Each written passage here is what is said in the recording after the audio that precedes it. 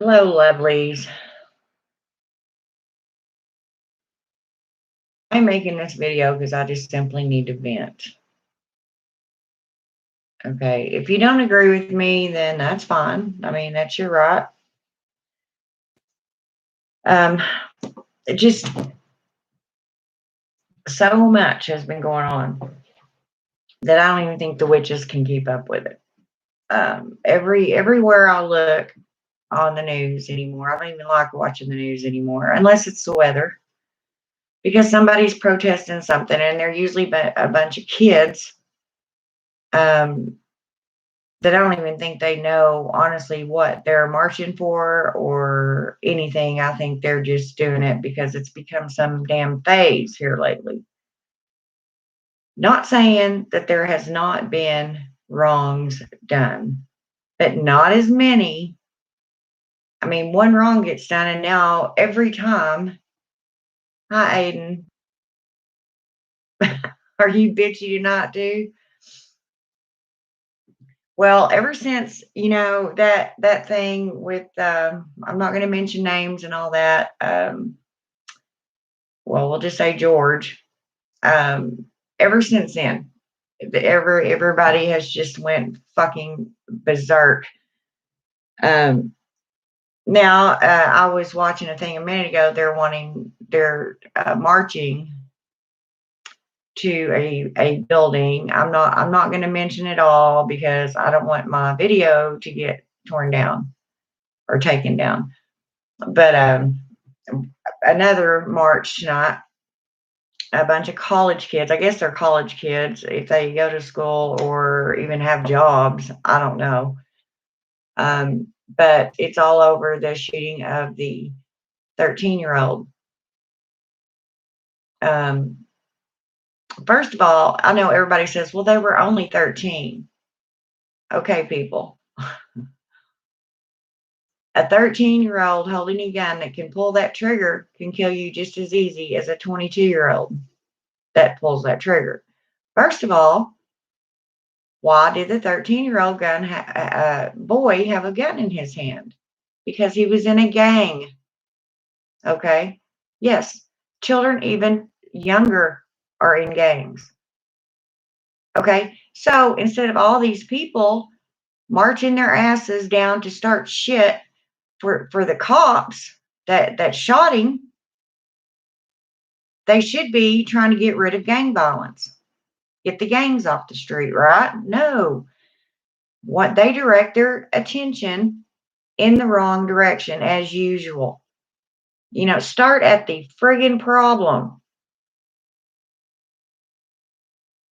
Yeah, well, I'm gonna have to quit watching it for a while because I'll just get mad every time I see this stupid shit.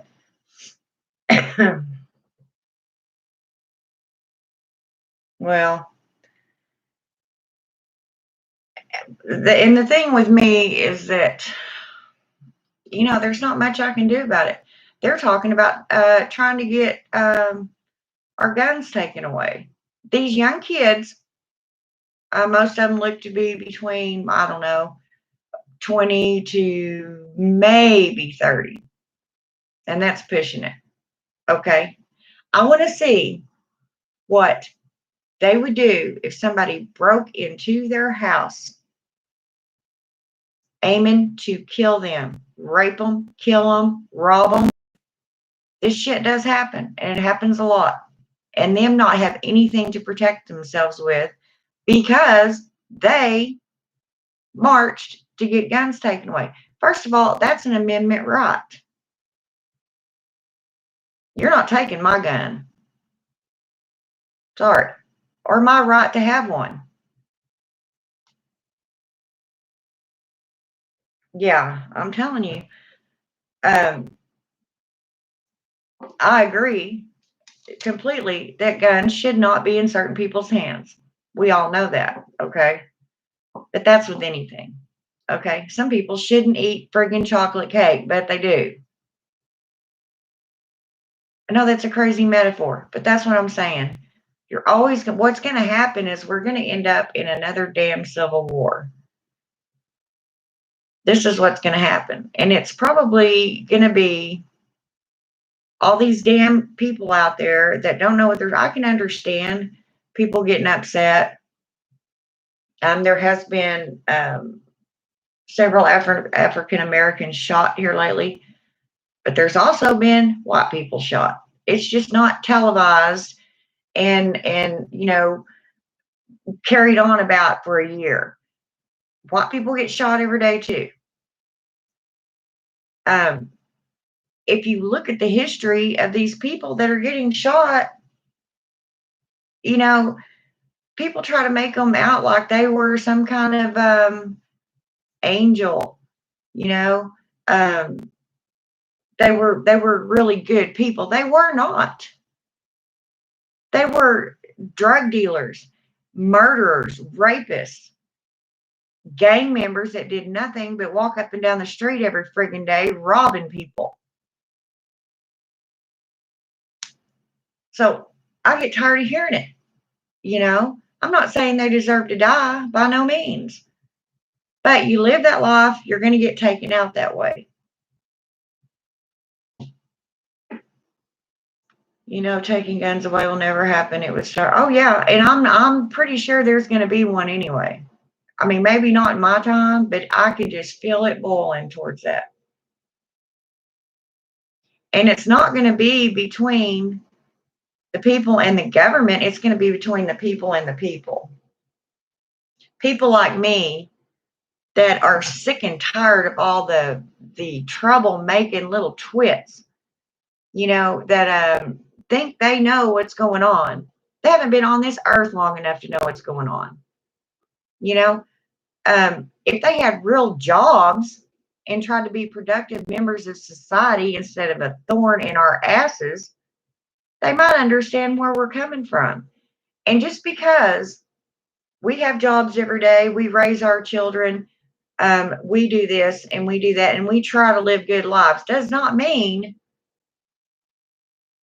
that we can't go to battle if we have to and we don't know what the hell we're doing just because we're not out there doing it every day. Well, the point is, though, people want police to be retrained and have less power. Okay. I don't want that to happen. I understand that some police officers are trigger happy. Okay. Whatever the reason for that, I don't know. I've watched a lot of videos. I've worked in law enforcement. I've known a few cops in my time that should not be police officers. I'm not saying that they're all perfect, by no means. And even their brothers in blue know that. But they're not all bad. And when it comes down to it, I guarantee you, if you need help, everybody that wants to defund the police, who are they going to call per se when somebody's breaking in their house? There won't be anybody to call. So what then's going to happen? What if they don't have a gun to protect themselves? They better get one. They better learn to shoot it. Mostly very tired of police brutality. And people are breaking the law as much as they say we are. Well, I don't know, Aiden. If you look at some of these videos, I honestly, if that's the case, I can honestly see why the police officers are getting so aggravated. They took an oath. They try to maintain peace and all that, and people just don't respect them, and they haven't for a long time. Before this all even started happening, they are not allowed to do their jobs because everybody gets mad. Just like this 13-year-old kid waving this damn gun around.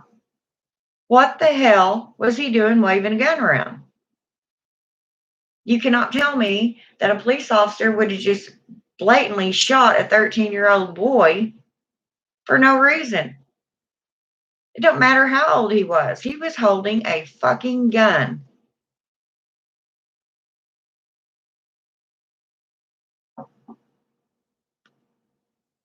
So I can see both parts. But some of it's just going way overboard. And these protests that are going on in the streets every damn night. Number one, and peaceful protest is a right. Most of the time, they're not peaceful. There's been a lot of these protests that people are getting killed at, shot, or ran over. They're busting windows out of businesses and tearing up cars, causing wrecks. That is not peaceful. There's nothing peaceful about that.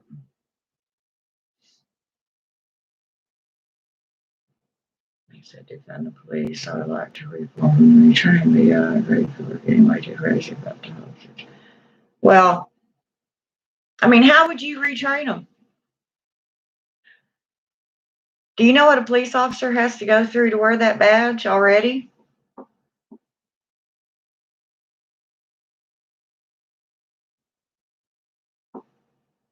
They go through a lot of training, physically and mentally, and psychological testing, and even some sociology and psychology classes are involved now as becoming a police officer.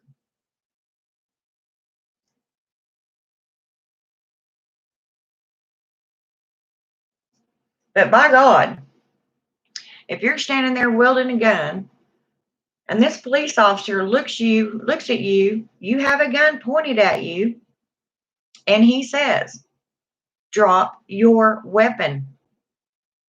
He'll say it one time. Well, you stand there. He'll probably say it again. Louder. I said, drop your weapon. Drop your weapon or you will be shot.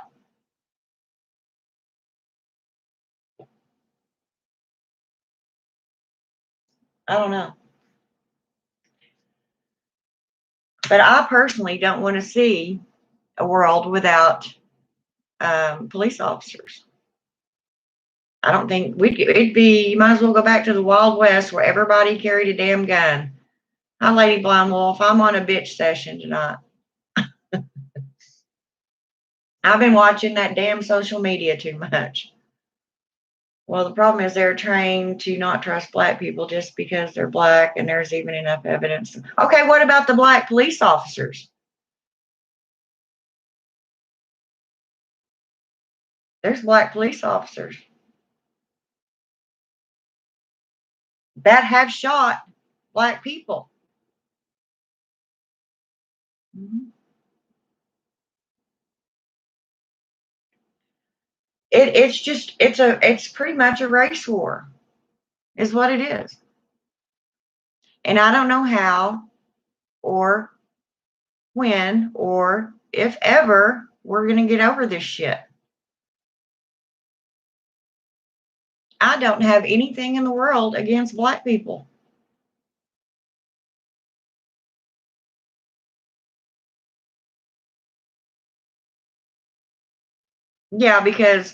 Yeah, and that's what they do because they're trying to keep peace and do the right thing, then they're a sellout. Yeah.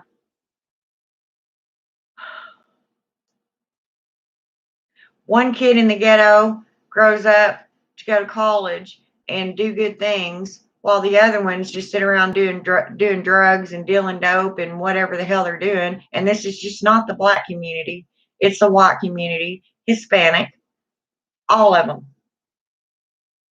Every single one of them are involved in these kind of upbringings, these living situations.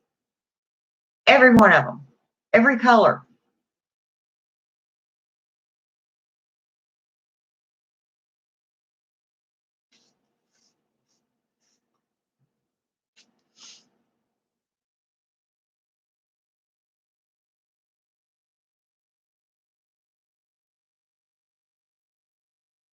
Yeah, some of them have done crappy things, but that doesn't mean that from now on, every time they try to uphold the law, that every police officer has done something wrong.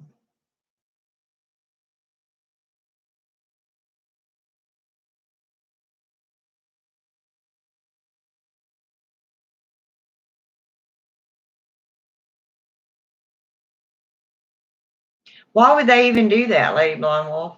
I don't even see why they would do that.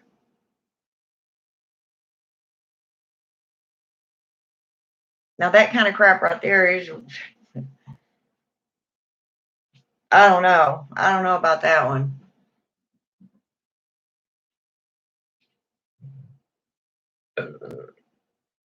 I can't for the life of me figure out why they would yank somebody out of a wheelchair. Now I've heard a lot of bad things, but not ever something like that. I gotta grab a pop, y'all.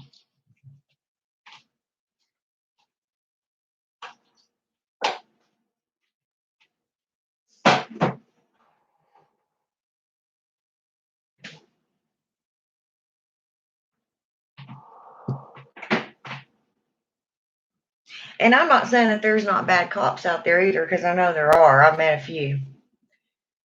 In fact, I worked with one of them, and he was horrible. But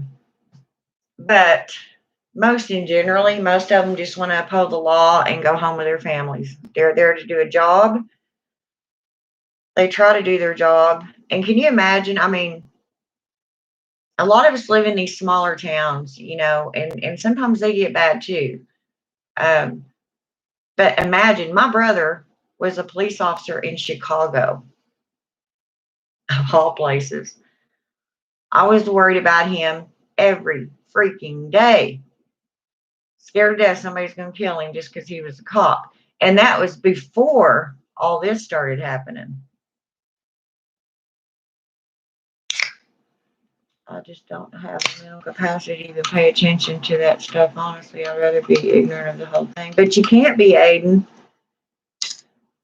You've got to stay up on things so you'll know if anything goes down, how to react or what to do, or you won't be standing in the middle of the street going, what happened if there's a civil war?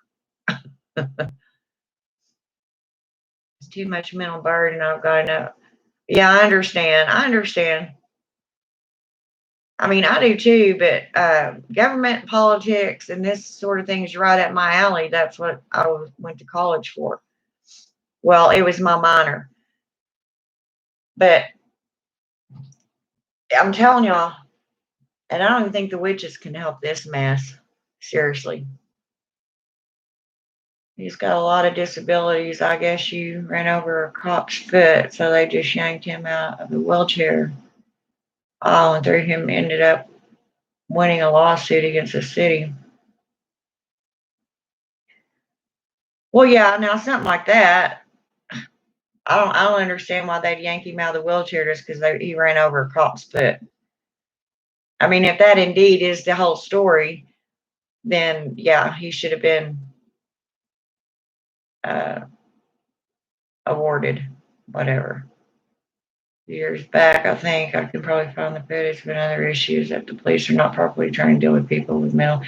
Okay, that's what me and Aiden just talked about. Yes, they are. I happen to know for a fact that they go to college. They have to take sociology and psychology.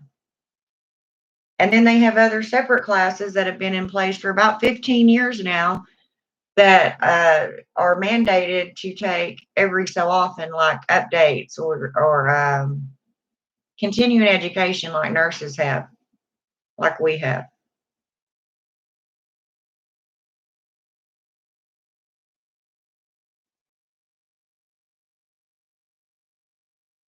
Yeah, they make them go through them classes.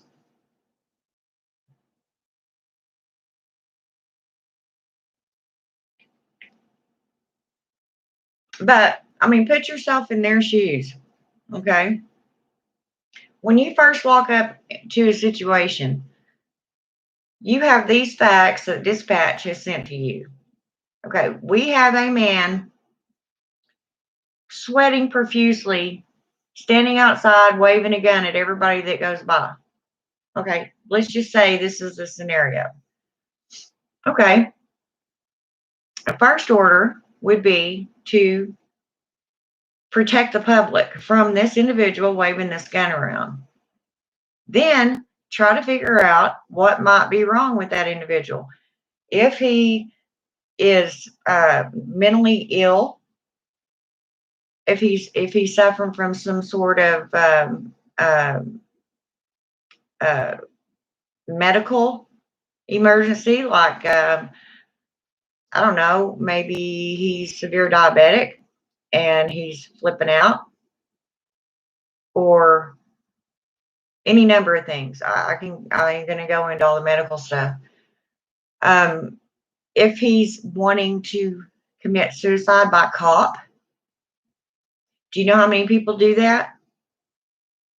Seriously, look up those statistics. Some people go out here and do this shit because they don't have the guts to kill themselves. So they go out, start shit, have the cops called, just aim at the cop, and the cop shoots them because that's what they wanted. Seriously.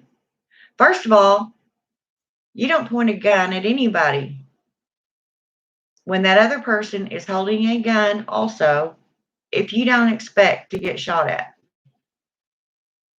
I mean, that's an old West law. You don't do that shit.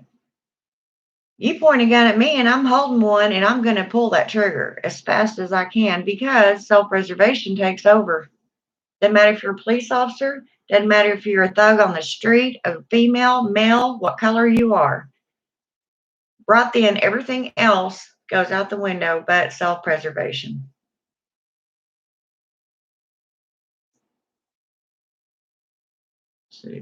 So, I mean, put yourself in their shoes.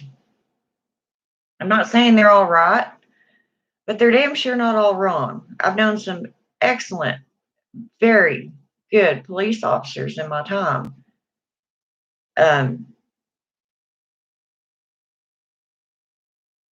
They have hard jobs.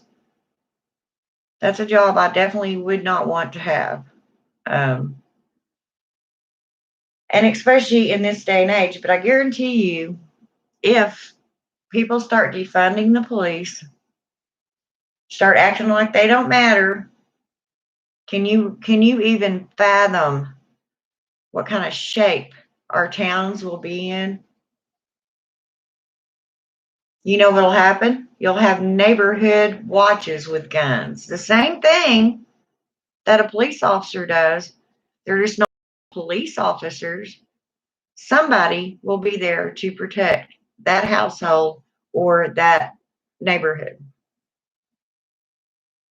So it goes from actual trained police officers to civilians walking around with guns, and everybody will have a gun. Be just like the old Wild West. And even back then, they had sheriffs, they had deputies. There's always been somebody around to try and uphold the law. So, which is the lesser of the two evils? I mean, seriously, if you really stop and think about it, I don't want to live in a town to where I can't call 911 if somebody's breaking in my house.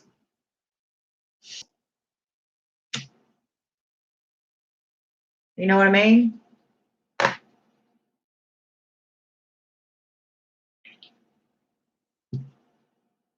And yes, I know that there's bad cops out there, but there's more good cops than bad. And here lately, everyone and all the laws and all the bullshit going on is making it really hard for them to do their jobs and do them effectively. So I'm sorry if I've got people that watch me that are cop haters. This is just my opinion. We need them, you know. Somebody's breaking in your parents' house or your little old grandma, you know, goes in there and rapes her, steals everything. And this may sound dramatic, but look at all the stuff that has happened. Hell, you can go on YouTube and watch Crime Watch. This shit happens all the time. Then what are you going to do? Where's the justice system? Where's the arresting so that they can be tried in court and be punished for what they done.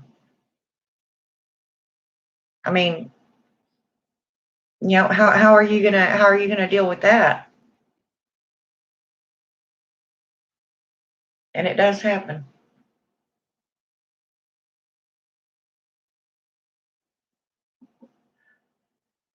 It's pretty funny in my time, and I'm not really that old. I mean, I'm old, but not that old. I have seen in my time since I have been born, there has been a lot of things going on, invented, gone on, um, changes.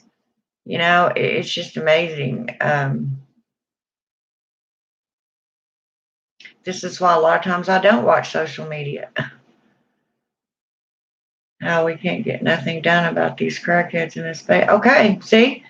And if we didn't have police officers to bust them, or narcotics agents, or the DEA, they'll run amok. Imagine that. They'll just break in your apartment, and here you are disabled. There's no way you'd be able to defend yourself against them. That's pretty scary, huh? I mean, who are you going to call if they defund the police department? No one.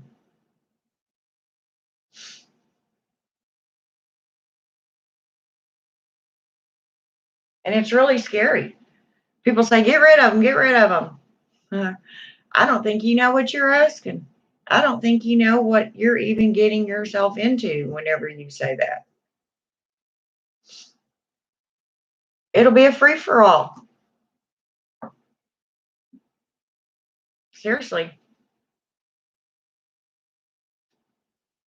There has to be law and there has to be order, or it's chaos. People that go out and work their butts off every day to earn a paycheck, make a living, an honest living, have worked their ass off to get this car, brand new car, sitting in their driveway. They're proud of it. They worked their tail end off for it. Some thug comes along and steals it because he's too goddamn lazy to get up and get a friggin' job. It's a lot easier to steal from somebody else. Take it down to the chop shop. They're driving a brand new car around. Nobody can trace. Yeah.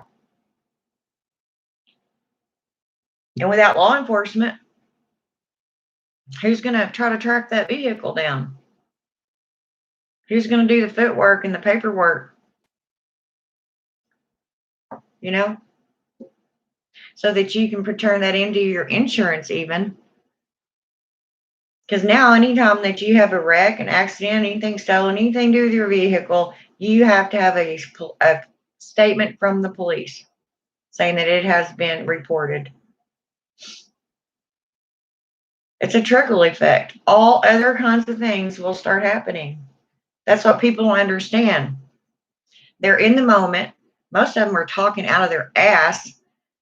Like I said, these are 20-year-olds, I don't know if some of them are college students or whatever. They think they know it all. And in reality, they know diddly squat. They hear little bits and pieces. And instead of waiting until they gather the entire truth of what happened and then reacting, they just fly off the handle because it gives them something to do. Well, let's protest. What are you protesting? I watched somebody interview this dingy friggin' blonde on there. She looked to be all of maybe 17. Interviewed her. What are you protesting? Oh, I'm not really sure. My boyfriend said blah, blah, blah, blah, blah, so I'm not here with him.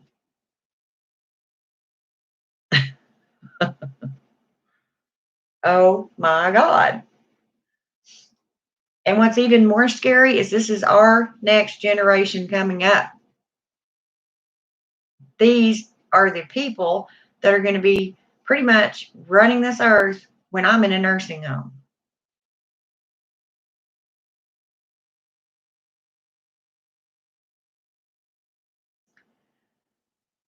What about that idiot girl that put the onion on her face to make it look like she got gassed when she was over? Oh, I know.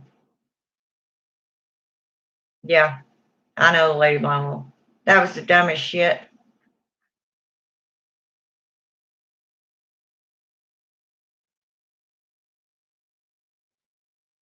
I've just decided to become antisocial. And the problem with that, Lady Blonde Wolf, you can be antisocial all day long. Be like me. I hardly ever leave my house, to be honest. But that does not mean that somebody won't decide just randomly pick my house one night to break into.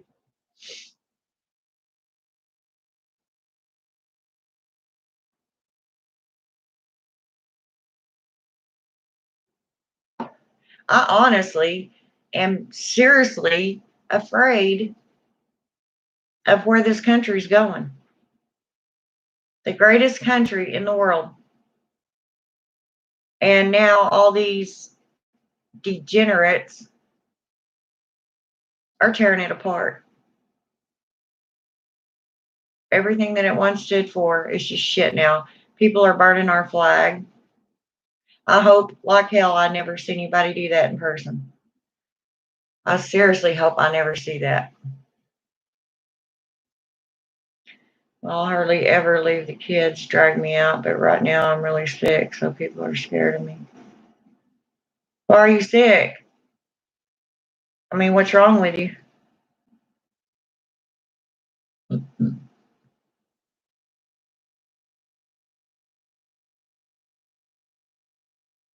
You don't have COVID, right?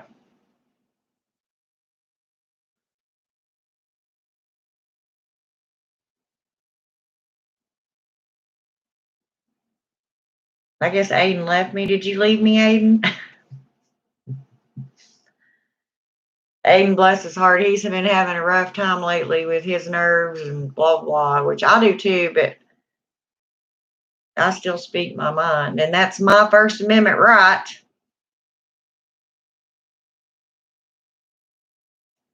Freedom of speech.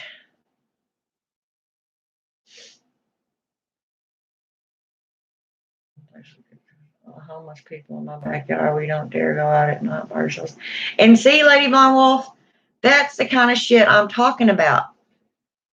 People should not be afraid to go anywhere. And yes, I know that there are homeless people that it's not their fault, but very few. I'm sorry. Um, there was a study done. Um, they usually fall into one of four categories. No, I'm here. I'm just working. Oh, you're at work? Okay, sweetie. They usually fall in one of four categories. Either they have a severe drinking or drug problem and can't maintain otherwise. They could be an ex-service person that just kind of flipped out. You know, it really messed them up. Then you've got your other, which that kind of falls into the category of mentally ill. People that are actually mentally ill that cannot. Oh, and then you have the fifth one, the ones that are just too damn lazy to get out and get a job and make something for themselves. Which usually, if they're on the street, it's going to lead to other shit too. So, and yes, I understand sometimes jobs are hard to find. Wash dishes somewhere, you know, I don't know. I know that they are hard to find sometimes. Because even right now with me, um, I've been trying to find a job. But once again, to be honest, it's my fault because I've had some really good jobs and I quit them. Nobody's fault but my own that I'm unemployed right now. I'm a freaking nurse. They need nurses everywhere. But I've already worked in every place around here because I'm getting so burnt out on nursing that I don't even want to walk into a hospital or a nursing home again. But I don't know anything else really, you know. So I'm trying to figure out something else I can do other than working in the nursing field. But that's my own fault that I'm not working. I'm not sitting here blaming it on nobody else. I'm not saying there's no jobs, nobody will help me, blah, blah, blah. It's my own fault. Sinus issues and female problems here. I thought menopause hit. Nope. Oh, girl, I went through menopause like, uh, God dang, 10, 9 years ago. Yeah. I'm more tired of the political stuff getting mixed with witchcraft and witches. We should be able to work. Exactly. I love my witch family. Right. And that aggravates me too, Aiden. Um, you know, and I think I've said this on one of my videos before. We as witches should be on all that crap.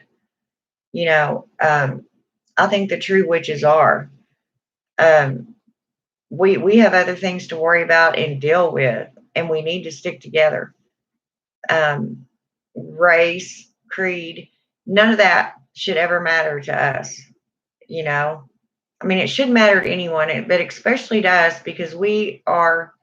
I'm sorry, but I think we're better than everybody else.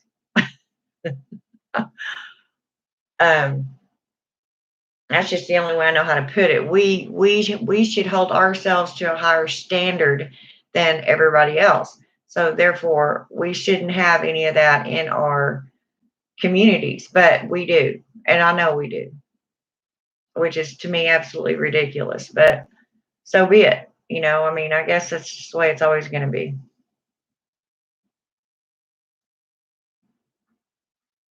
Now I've had enough of that Emily Stevenson that I can possibly free. Yeah, right. Ugh.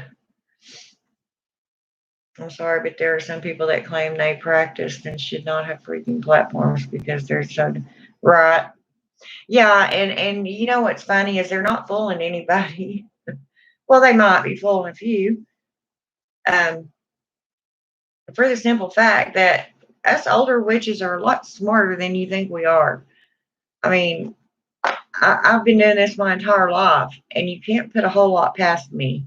I may go along with it, um, just because there ain't no sense in my world of arguing with you about it. But I know in my soul that they're not a real witch.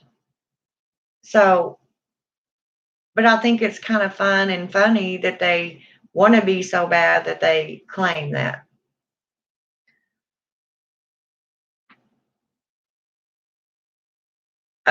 Emily, who? Let me look back up here. Emily Stevenson. Oh, I don't know. What about her? And I may remember or know some. Is she on the witch? Is she in the witch community? Because I'm not in no mood. I will get on there and say something. It's time for me to fly, children. I'm about to lose my patience with all this shit. Too much shittery. So who is she, Lady Blondwolf?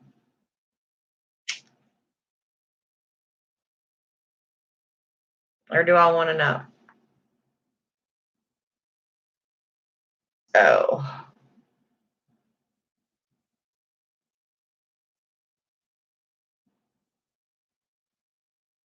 Where'd you go? Okay, well.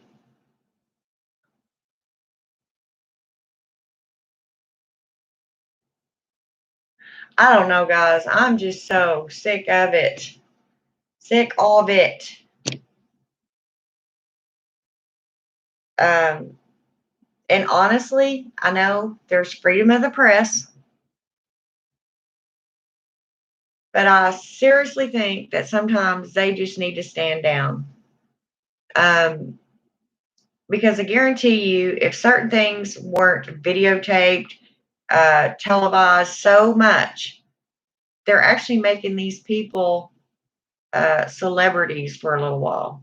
You see what I'm saying? These people are like, oh, I made it on TV. Ooh, ooh, ooh, ooh. You know, just pretty much egging them on. or egging them on. I honestly think that if there wasn't so much coverage on everything, a lot of it would disappear.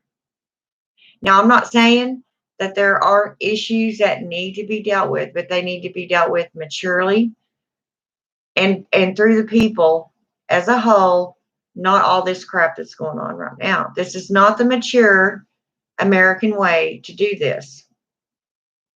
If you have issues, yeah, she's been in and out of the witch community. She gets her channels and deletes them. Look up Toothless Chronicles because she's been bullying creators for years. And a bunch of us have gotten tired of others, so she has a whole channel dedicated to her. They had me do a couple TikToks, but yep, we're done. Emily Stevenson is a nutcase who's been bullying and harassing other YouTube creators for years over their religious practices. Wish she started all kinds of rumors about people, stalked them, believed them. Just write down the name, Toothless Chronicles, and look it up later. Or Blue Sage, the animated pagan, or comedic witch. All those are her? Damn.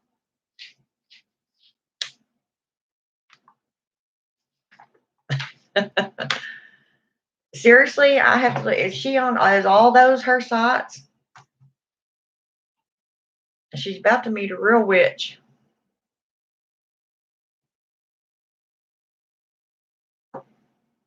An old one that's not in a very good mood.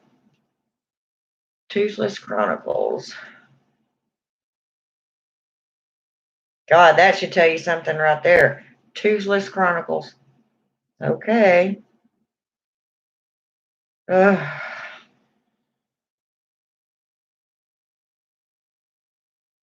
Blue Sage.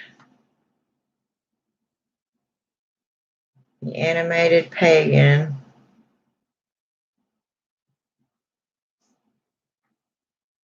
Oh my God. I'm going to get pissed off again, ain't I? See, I come on here mad, but whenever after I talk to y'all for a little while, I calm down. And that's why I do this. Now I'm going to get pissed off all over again some twit on the internet.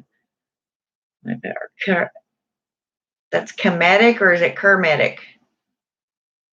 Comedic?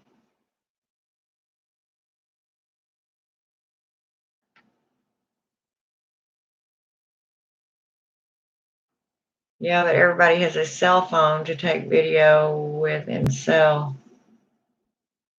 Oh. Well, I'll check her out if she's on there. I don't know.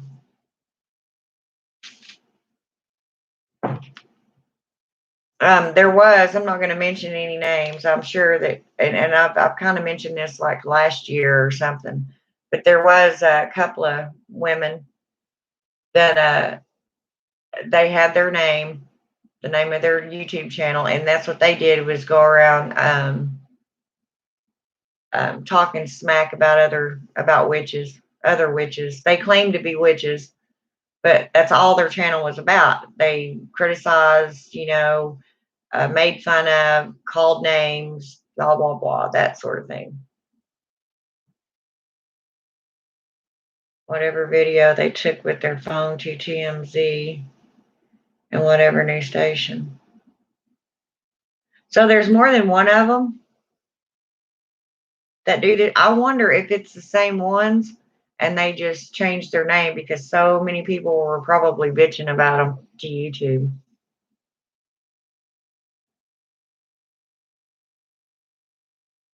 You mean WR?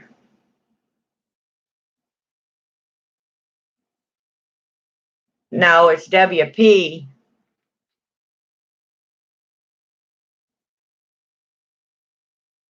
Hell, I'll just say it. Witch Patrol.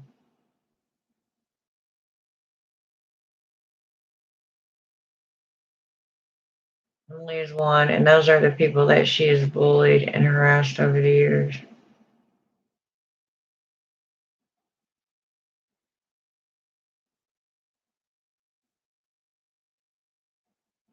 Yeah, it sounds like to me this Emily chick's pretty messed up.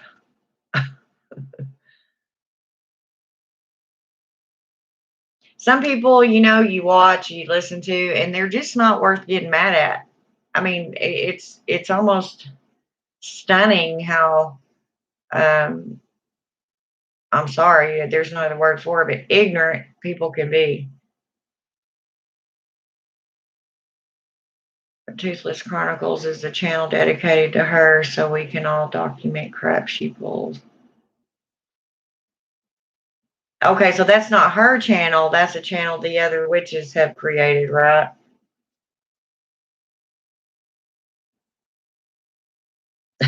She all named her Toothless.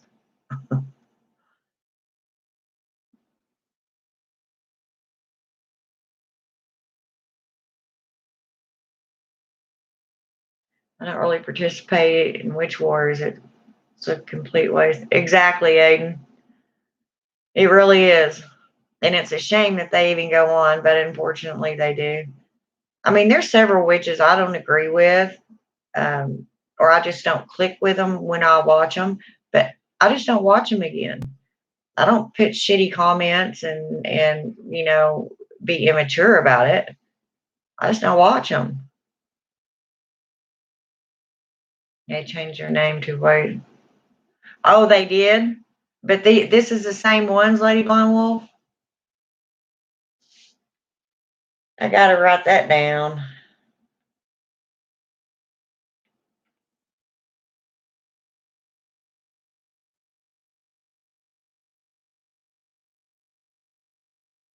Wayward Renegade. No, but I don't like my friends being bullied or harassed. I'm just one that sticks up for right. Well, unfortunately, people are just always going to be that way. That's why people need to learn to stand up for themselves, or just don't get involved. Well, if she didn't threaten people's children or threaten to kill people's pets, oh hell no. Really?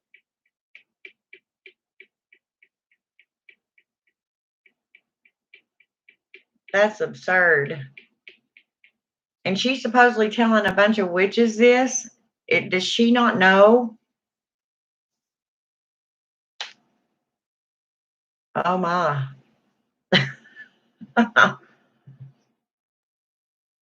Yeah. That bitch come around my house, try to kill one of my cats, see what happens to her.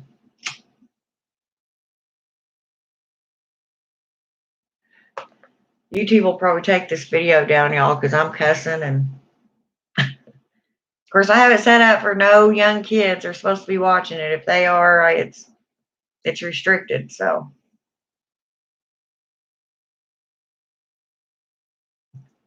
no, normally I don't either. If I don't agree with their content, I simply don't watch them. But when they harass and bully and threaten or try to get kids in 6-point rings, and I shut up. And I do. And see, to me, people that do that shit aren't witches. And they can say they're Satanists or people call them Satanists. Satanists don't even do that. The left hand path does not even do that kind of crap. Those are just psychopaths. I don't know of any witches on any path that would harm children. There may be, but I don't know any of them and never heard of any of them that would actually go and harm a child.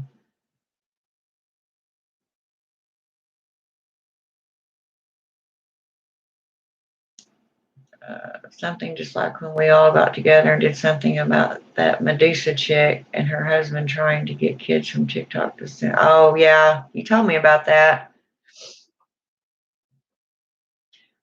Why the hell?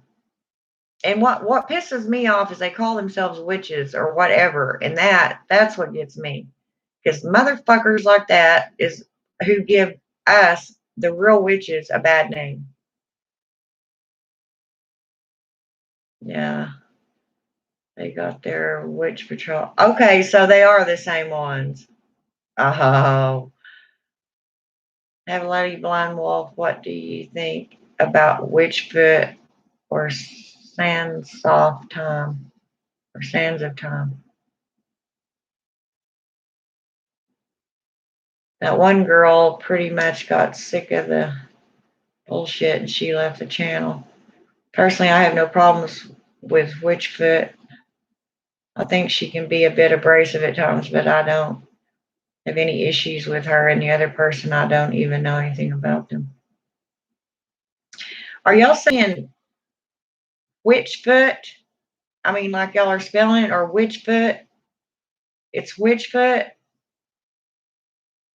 Is this another channel? Y'all are confusing me. With Witchfoot. Oh, duh, I just had a brain fart. Witchfoot and Sands of Time are the same person. No, I have no issues with them. Yoshi's threatening kids to Emily, I mean. So it's Witchfoot. Wich. Oh my God, I'm going to have to look all this stuff up.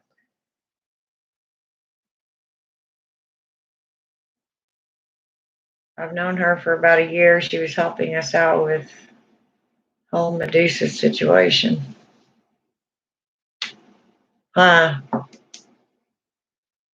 So this Medusa was she called herself, she's a witch that called herself Medusa.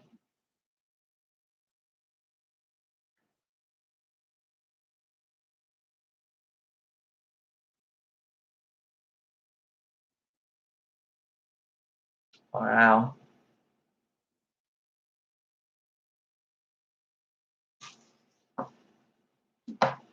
Personally, I liked Witchfoot. She's very, I think she can be a little pretentious and aggressive, but she's very knowledgeable.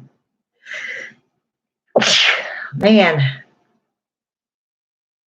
Sands of Time. Okay.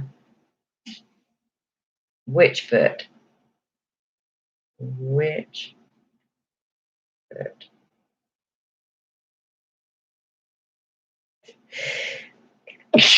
Damn it. Sorry, guys.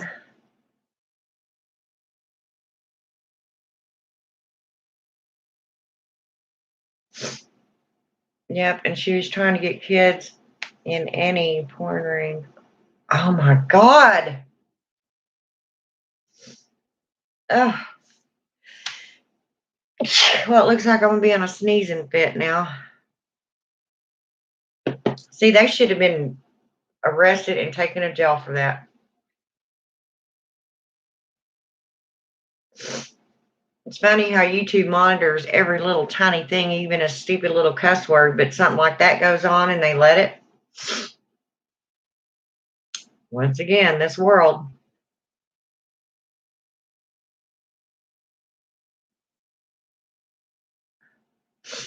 I just don't get it.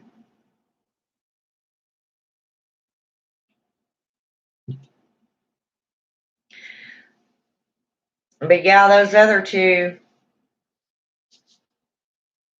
that used to, I mean, they'd get on there and they'd say names and, I mean, literally just bash the hell out of some of these people.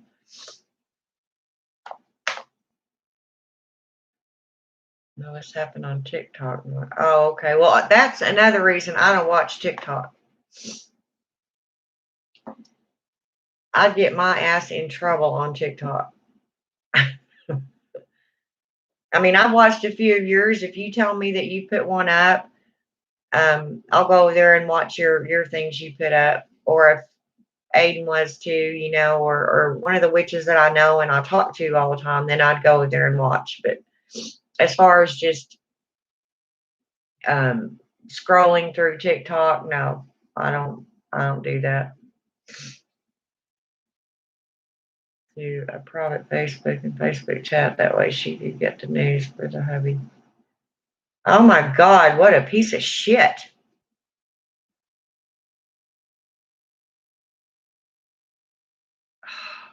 She ought to be tarred and feathered. and then quartered. I have no use for people like that. None whatsoever.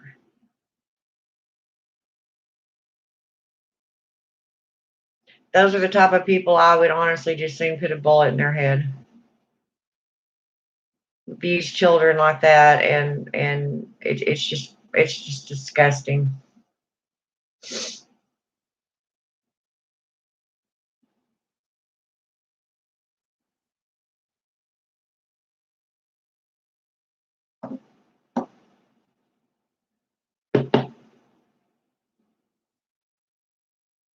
I just don't understand how people can be that way. I just something's not firing right in their heads, in their brains. They're just not.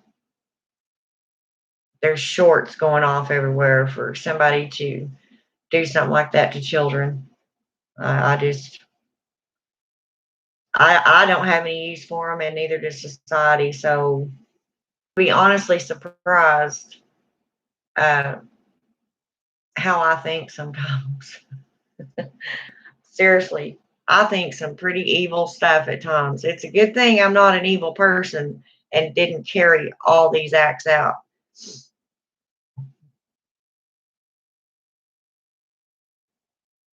Oh yeah, we helped you get an FBI investigation going, and she got a kid in the hospital. Her kid was a cutter. She was encouraging him to do blood magic.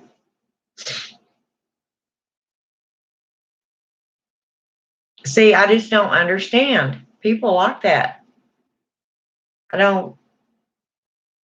It is just completely beyond my comprehension of a human being. To me, those people aren't human. I don't know what they are, but they're not human. I seriously, I've met some pretty crappy people in my time. Um, but I thank the goddess that I haven't ever ran into or seen someone killing an animal or hurting a child like that. Because I'm pretty sure I would be in prison. Yeah, pretty sure. And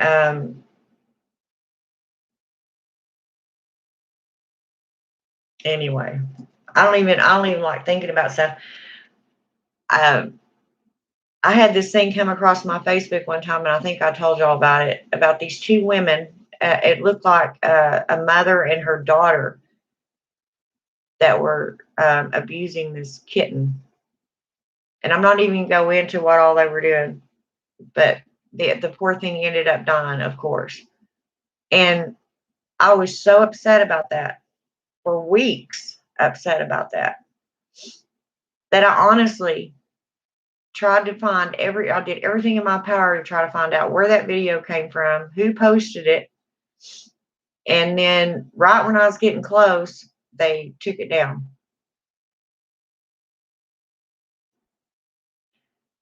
I was livid, people. I don't think I've been that mad, but not in a very long time. And some pretty mean shit was going through my head. I mean, it was horrible, and they videotaped every bit of it. And it was one of those things that I watched because I kept thinking, this can't be real. They're this is a stuffed animal, or blah blah blah. But I don't even like thinking about it because I can still see it, and it's just, and that's not the only one. People beating dogs to death. Um, really, this kind of crap gets put on social media, left up, and I say shit on my YouTube channel, and they take down my video. Yeah, something's wrong with this country, all right.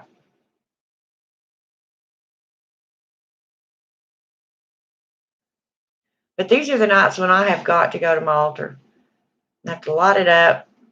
I've got to talk to Hecate to calm me down because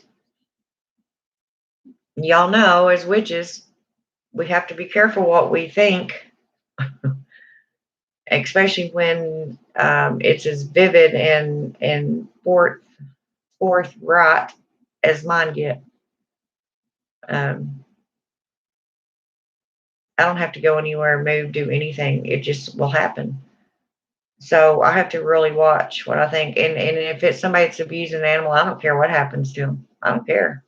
And no, I would not feel one little bit remorse about it.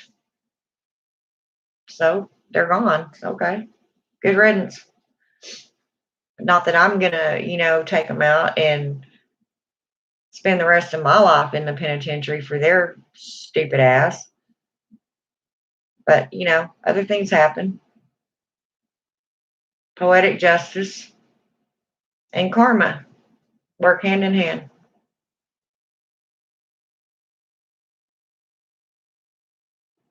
Yeah, Aiden, it really is. But I'm just not that type of person. I'm a doer. I'm a changer. I always have been. I'm a little bit rebel at heart. I try to stand up for what is right and what is good. And I just have a very hard time keeping my mouth shut. That's all there is to it. If I see a wrong, I'm going to call it out. That's just me. That's my personality. And I've always been this way. And I don't think at 53, I'm going to do any kind of changing anytime soon. I have learned, however, to curb my temper. Because I really used to be a spitfire.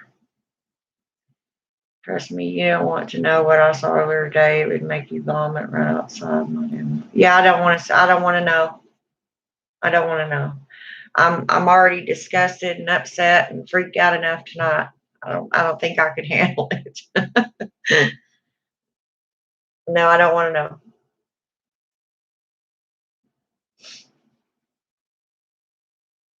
But let's just say that would be a use of a good bullet to put in somebody that does stuff like that. I'm not saying I'm going to go do it, because I'm not, and I'm not trying to get anybody else to go do it. I'm just saying they're worthless. They're worthless human beings. They're worthless, period. They're just worthless. We don't need them here. Because if they do that to a poor little kitten or a poor little animal, just imagine what kind of person they truly are. Serial killers start out small by experimenting on animals. Just saying.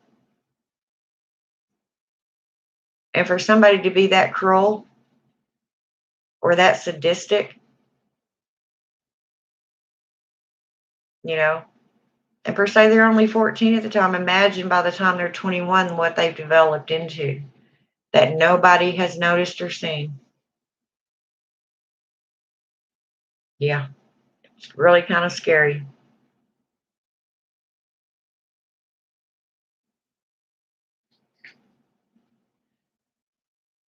Tell you right now.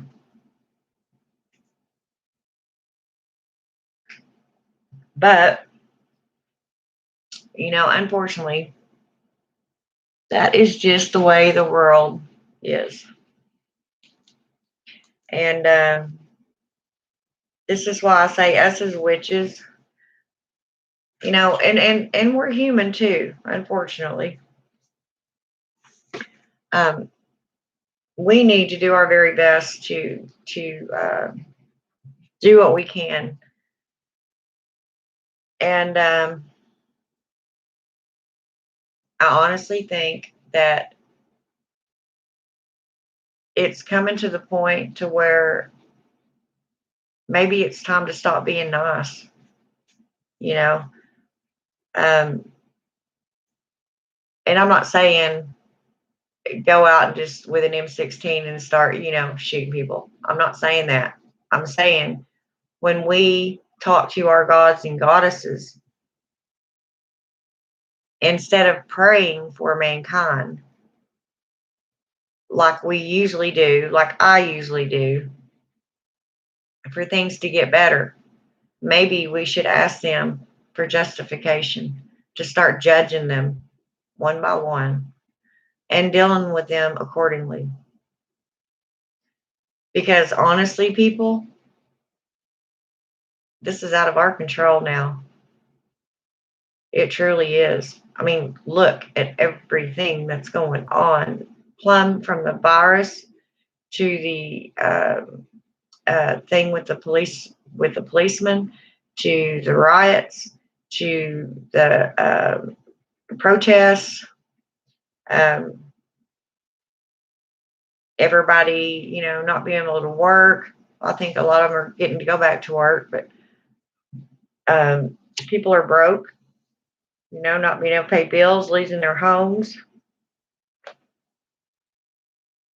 This world is really not in a very good place right now.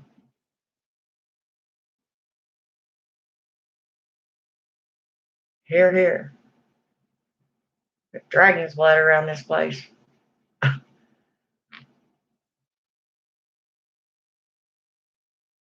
Trust me, you don't want to know. Oh, okay. Yeah, I really, I've been so kind of stressed out with some of the things that are going on in my own life here lately, that I've honestly neglected my path, which is something I don't ever do. But it makes me so sad. I honestly can't think. Yeah, me too, Aiden. I mean, people just don't realize how upset that kind of shit makes me. Yeah, it is very toxic. And the sad thing, Aiden, is people themselves can change that. Some people just don't want to. Some people like the drama. They like the chaos. They like the turmoil. They like the upheaval. An organization, they thrive on this stuff because their lives are already so damn boring, you know. It gives them something to do.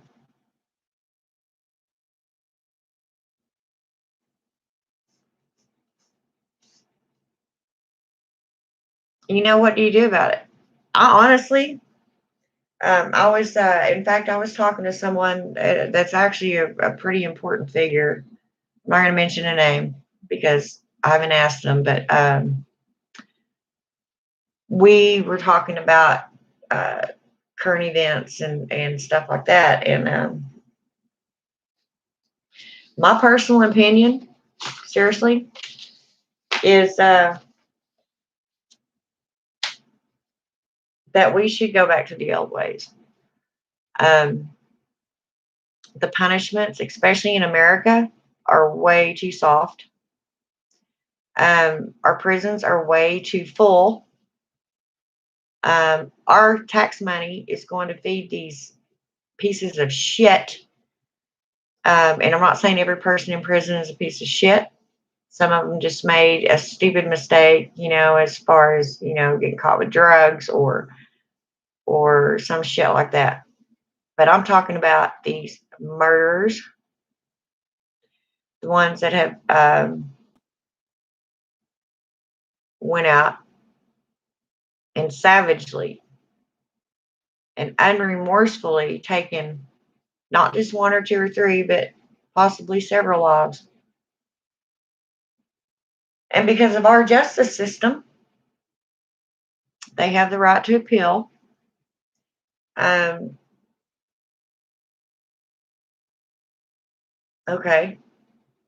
Don't put them son of a bitches on death row for 30 years. If they're sentenced to die, kill them. Kill them. And then you hear, well, lethal injection is the most humane way to do it. I don't care about humane. Are you kidding me? If that would have been my daughter, that this piece of shit went out there, kidnapped, raped over and over and over again, did horrible, despicable things to her, and then killed her, do you think for one damn minute I'm going to care if that man has a peaceful death? No. No. I wish they'd give him to me. Yeah. I'd keep that son of a bitch alive for 30 years, all right, but he wouldn't like not 1 second of it. We're too easy on them. And this is how come most of them are repeat offenders. Okay?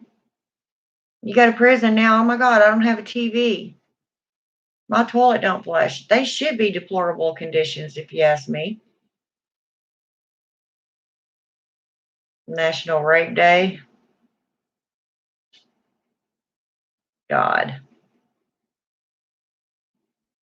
Ugh. But anyway, yeah, if, they're not going to a 5-star fucking hotel, it's prison. If you hadn't done something against the law and possibly fucking horrific, you wouldn't be there in the first place. You're not being sent to the Holiday Inn for taxpayers to feed your ass and clothe your ass. No. You're going to prison because you messed up big time.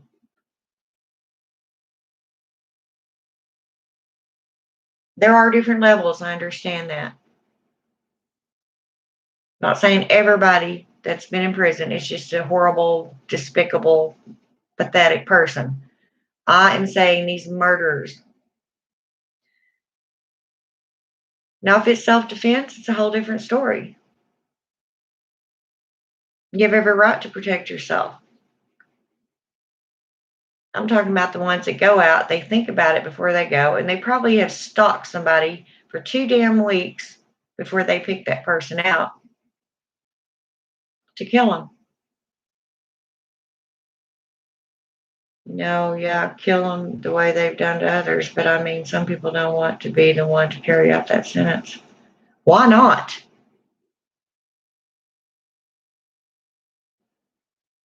Are you kidding me? Now, I'm not saying I'd want to do it every time to every person, no. But if somebody killed one of my children or my grandchildren like that,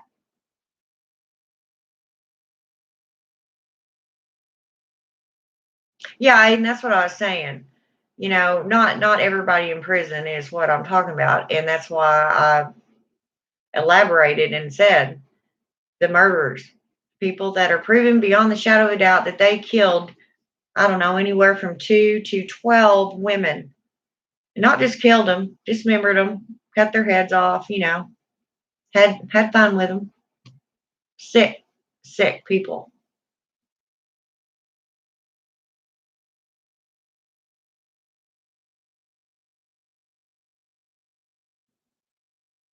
Our prison systems are too full. But we really need to do something about that, honestly. I mean, I've worked in them, and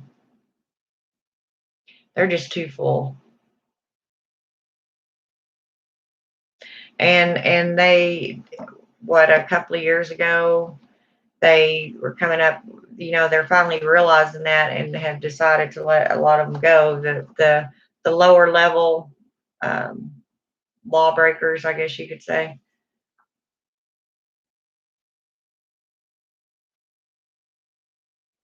Like you're talking about, of course.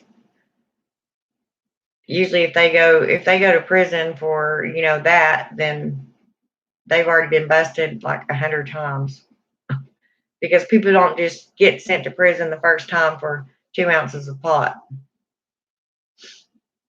unless it's divvied up in little bags, and then it's a stronger sentence because then you've got intent involved. But you know what? The media needs to quit glorifying people like that too. Exactly. That's what I was saying on all these damn protests. If everybody would stop getting their cameras out and videotaping them and putting it all over national media, if the news would leave it alone, they wouldn't get the attention that they're starving for or wanting, I guarantee you there'd be a lot less of that.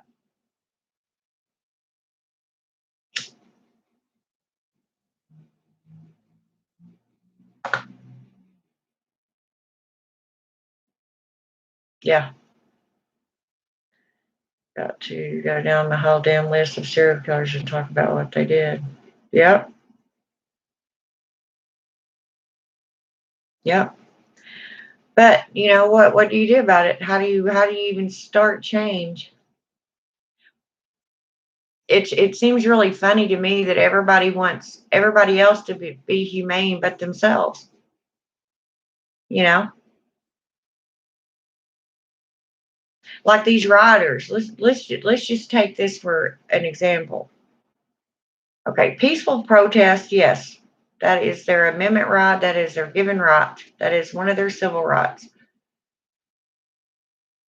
But going and busting out the windows of these businesses that people have worked their butts off to create, um, looting, stealing from them. That it right there, it does not have anything to do with the purpose that they're out for.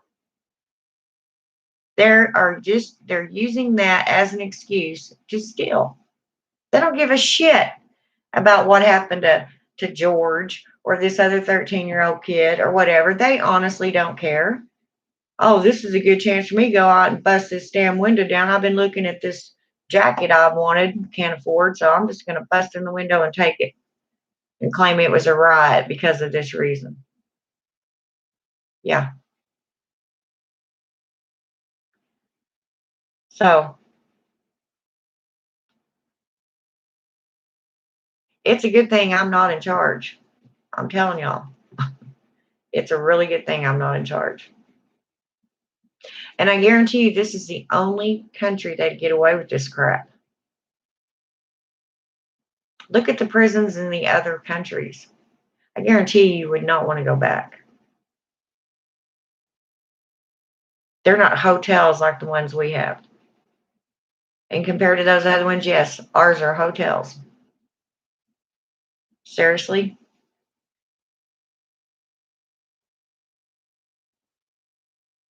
Look at all the tax money that could be used to help children or help send somebody to college or feed the homeless, help the mentally ill. Nope, it's going straight to these prisons.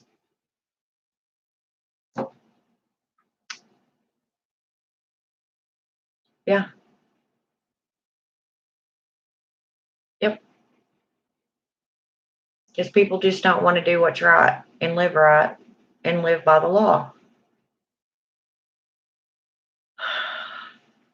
I don't know. And I can sit here and bitch about it all day long, and it's always been this way, and it always will be. Unless we start making it a little bit harder on the criminals. I don't know any other way to do it. Do y'all?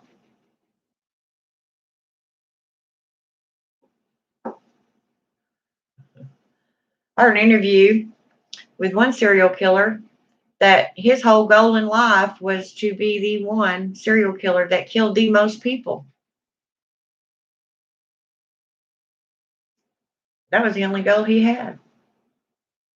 What a goal, you know?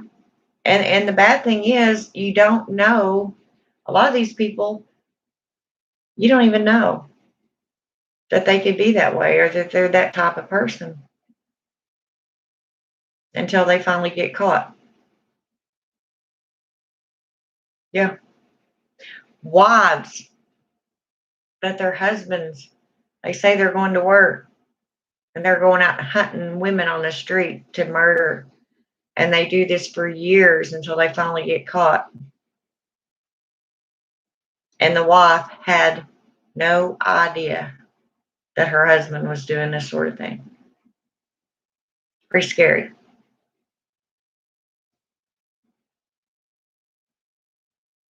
Basically, this world's gone to shit. Oh, man. Oh, I'm sorry, baby. That's all right. I just kicked my cat in the head uncrossing my legs. I'm sorry. I didn't know he was down there. I should have just kicked him right in the head. Mommy, sorry. I'm sorry. I've either always got one, at least one, if not both of them, right literally underneath me. I mean, I find myself even when I go other places to visit, I'm in somebody else's house. Have such a habit of looking down, walking around to make sure I'm not going to step on a cat. But yeah, guys, this is why whenever I talk about us as witches, um, and I'm saying this for me because I am going to do this tonight. Um, this is the time when we need to clear our minds, if at all possible. Okay. This is negativity. This is negativity. This is bad energy. Um, this is just bringing in other bad energies. It's like a vacuum cleaner. It just keeps sucking and sucking and sucking shit in until you're just beyond yourself, which causes depression, which causes rage, which causes well, just all kinds of really bad feelings. So this is a damn good time, not for me to um, cleanse and clear. Um, and y'all know what I'm talking about when I say that. There's only two of y'all on here. Well, there says there's three, but I don't know who the other one is. Y'all know what I'm talking about. It's time that, because honestly, and this is metaphorically speaking, okay, um, you cannot go into battle mad, okay? When you do that, you make mistakes. You jump the gun. You have to have a game plan, a battle plan, and you have to follow it. You have to remain as calm as possible. Um, it's the same with any strategic warfare. I mean, you're fighting off energies that you can't see. You know, it's a lot easier to fight an enemy that that's visible to you. These energies, you can feel them. You feel them with the air. The air is heavy around you. This is usually when a lot of people have a panic or anxiety attack. Um, you know what I'm talking about. It's just it then it becomes a time that you have to stop and you have to say, okay, yes, this is going on.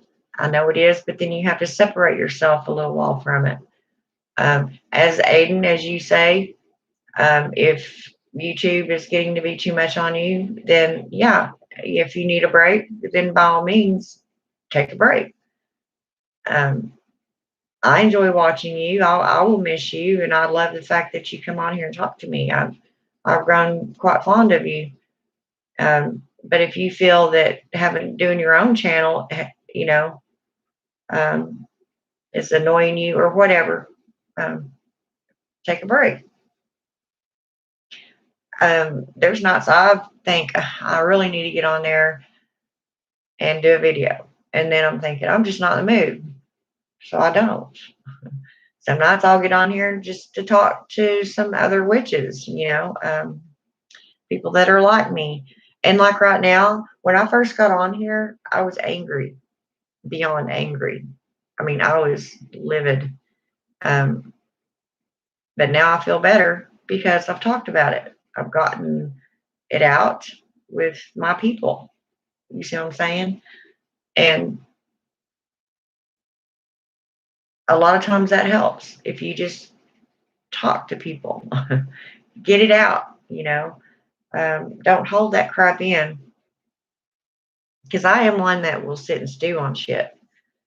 I'll think about something that somebody said, and it may honestly be a year later that I think about it, and it still ticks me off, depending on what was said or what was done or whatever. But Yep, I think tonight will be my altar. First my bath, then my altar, some hot teas, a meditation, and try to get some good rest. We'll see. If all the other works, because I'm pretty stubborn. Once I get mad, I mean, it takes me a little while. And I wouldn't even say that I was really mad. I was disgusted, I guess you could say, and fed up. So tired of all the shit. Um, I mean, last year was not a good year for anyone anywhere that I know of. I mean, and this year really isn't starting off that much better. It's about to be storm season around here, which I love. Y'all know me. So that kind of gets me in a better mood. Winter is leaving. That's, what the old timers called the dark days are fixing to go away. Things will start blooming and looking prettier, and the promise of renewal begins, which usually is really good for a lot of people's mental health, even us witches. And unfortunately, we are more susceptible, as I've said, to all the emotions, to just all the crap that goes on.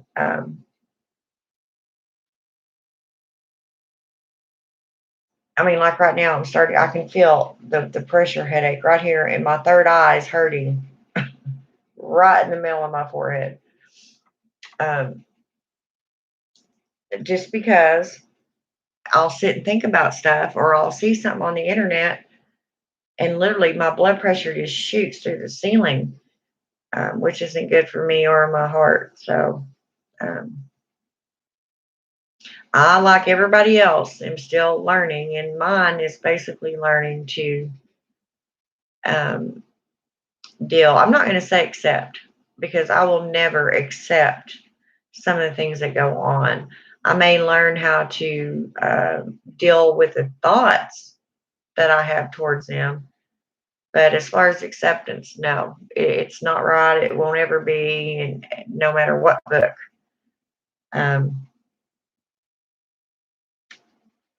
So I didn't even do anything for the new moon, guys. I had a ritual set up that I was going to share with y'all, and I just didn't do it. Like I said, number one, I have other people in my house now. I don't have my privacy like I used to, so it's a little hard for me to do my spells and my stuff like that. But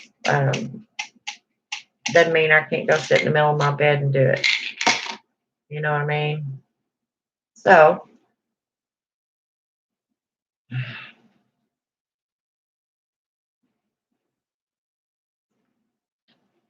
had to take some ibuprofen. Whew.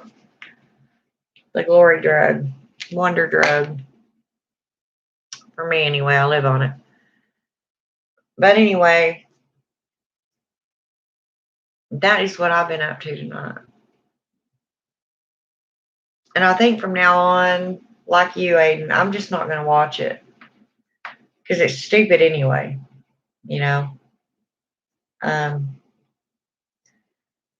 All they're doing is impeding traffic and getting on everybody else's nerves that are trying to get from point A to point B. And, I don't know.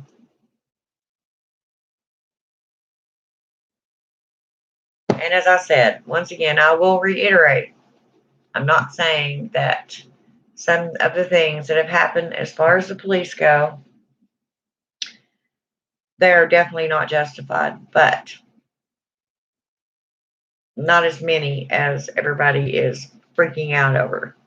So, and I mean, I've done my research. I always do before I I say anything about anything, especially on social media. And I guarantee you, there's a lot more good cops out there than bad cops. So, um, and my brother happens to be one of the good ones. So, anyway, I'm going to get off that subject. And is there anything y'all want to talk about? I think Aiden's at work. Lady Blindwolf, are you still here?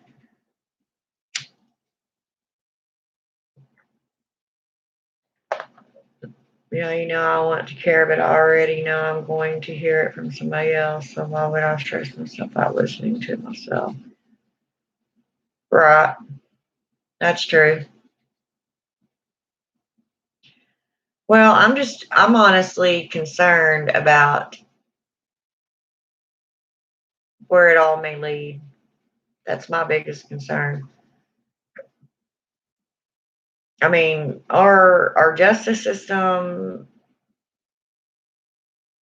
hell for that matter, our country is fallible. Nothing's perfect, nor will it ever be. Just like none of us are perfect, nor will we ever be. Sometimes you don't know that change needs to be made until something takes place to show you that it does need to be rectified or um, revisited. Um, make a new plan for it. Something. Um,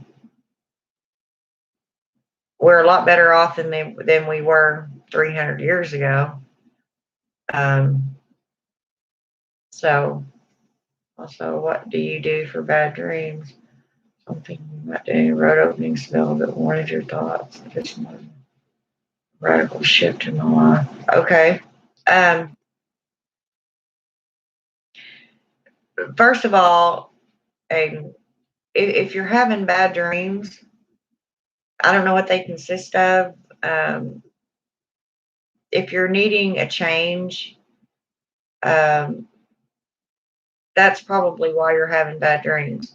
Um, you're more than likely, you're just miserable. So your soul, that's the only way a lot of times they can communicate with you is through dreams. And if you're already under stress, that gets carried in your sleep. So first of all, if you meditate, or even if you don't have to meditate. Put on some type of music, and this is a form of meditation. This is, some people would call it meditation. It's just not necessarily a guided one to where you're listening to somebody say, okay, you're on a beach and blah, blah, blah. You can just listen to some music that you really like. No hard rock, nothing like that. Yes, you need to de-stress.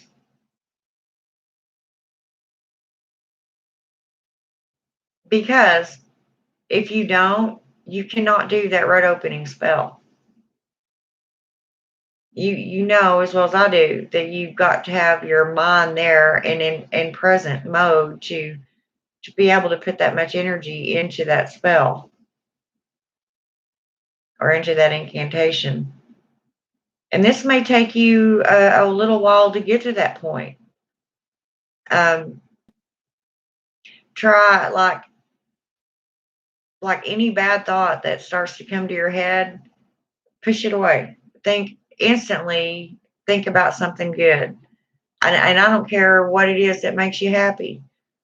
Daydream if you have to, put yourself on a beach, do whatever you got to do in your head to make you think differently. And do your meditations every night or every day before you go to sleep. I like doing them before I go to sleep because I sleep better and I have better dreams. Burn lavender.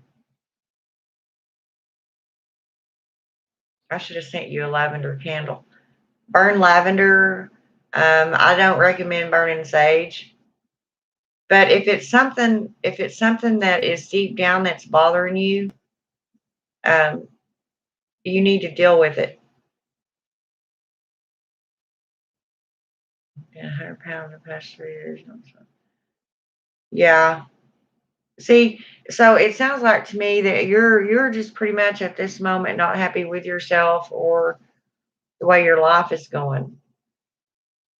And people get like that. I've been like that so many times. And believe you me, I have put on so much weight, guys. Whew, because I've already told y'all about that. So I know about the weight thing. Um, and I've already been trying to devise a plan for me to get mentally well and physically well again. Um, that's another thing for springtime. Things are starting to come back to life. Wake up. Things are going to be prettier, which is good for most people's mood. If your mood's better, then you're more than willing to do other things. You see what I'm saying? But your sleep is very, very important. Your rest. Um, after you get, and you'll know, it'll seem like just all of a sudden uh, a curtain's pulled open and you can see again. It's like, oh, wow, cool. I'm going to be okay. And before you do a road opener spell, you need to know what you want that road to open to. Um, and you may have several things. Work on one thing at a time. Don't overdo it. Don't put too much out there at once. One thing at a time, one step at a time. You know, pick one of them out. Say you have three, pick one out, work on that. After you get that accomplished, then work on the next one. Yeah. Yeah. Well, I think all our switches are.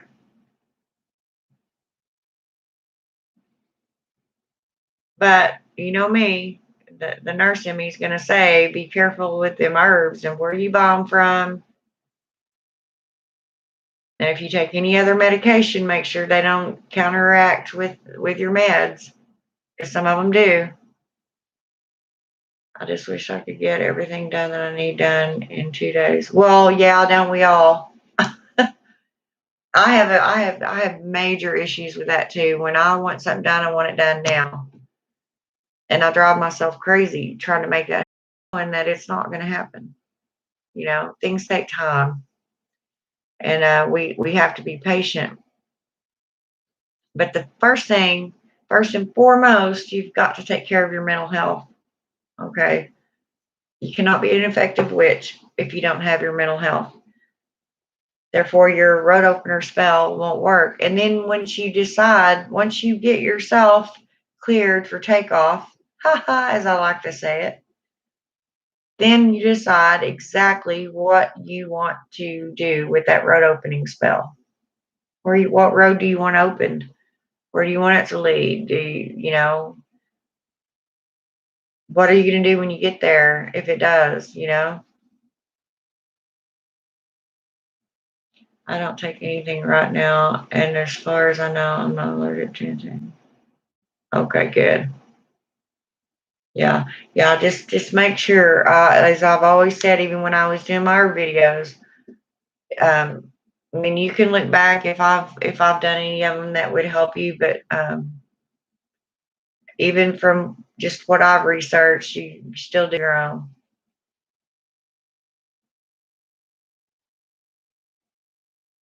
I forget which one of those I started taking when I first started going through menopause. That was supposed to be good for. It was some kind of berry root. Uh, oh, it was right on the tip of my tongue. Got gosh berries, agosha berries. That's not it. But anyway, I got it at Walmart, and I'll think about it later or think of what it is. Um, and I started taking it, and about 2 days later, I got in from work, and it was really cold, so I was wearing thermals under my scrubs, And when I took my thermals off and looked at my legs, my shins, it honestly looked like I had measles. No, it's not ashwagandha. It's a black, oh my God, what are those berries called? I can't think of it. It's a real dark purple or black berry. Um, I can't think of it right now. But it's not ashwagandha. What is trifala or trifala? I've never heard of that one. Have to look that up too. Lady Blind Wolf, did you go away? She's probably in the bathroom smoking. What is that? Trifala.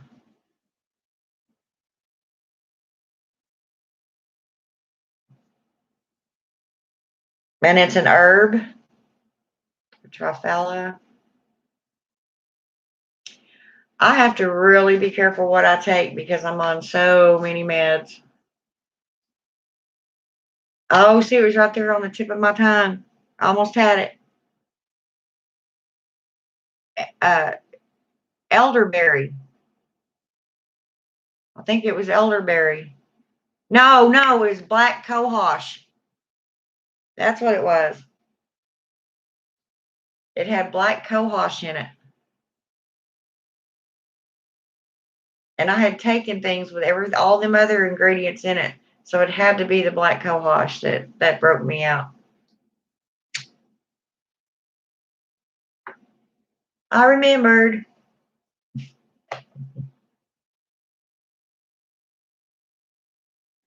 Yeah.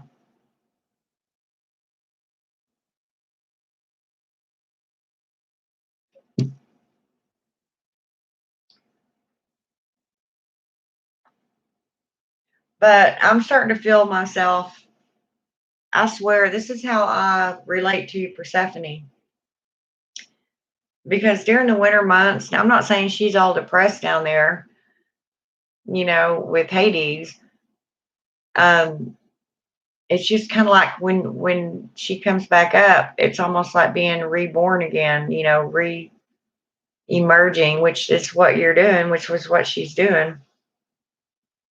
That's just how I feel when springtime rolls around. And throughout the winter months, I have the worst time. I always have. Well, I have since I was 17 anyway, 18. They've just always been really yucky for me. Number one, I don't like cold. Cold hurts me. And I'm just a spring person. I mean, I'm not all that much of even a summer person. Um, the beginning of summer, yes, but as it gets hotter and hotter and things, if we don't get enough rain and things start dying or, from no rain and stuff, that's depressing too. So I know we can't have spring forever and they're all necessary, but it's my favorite time of year. And everybody that knows me sees my entire demeanor change when it comes to springtime.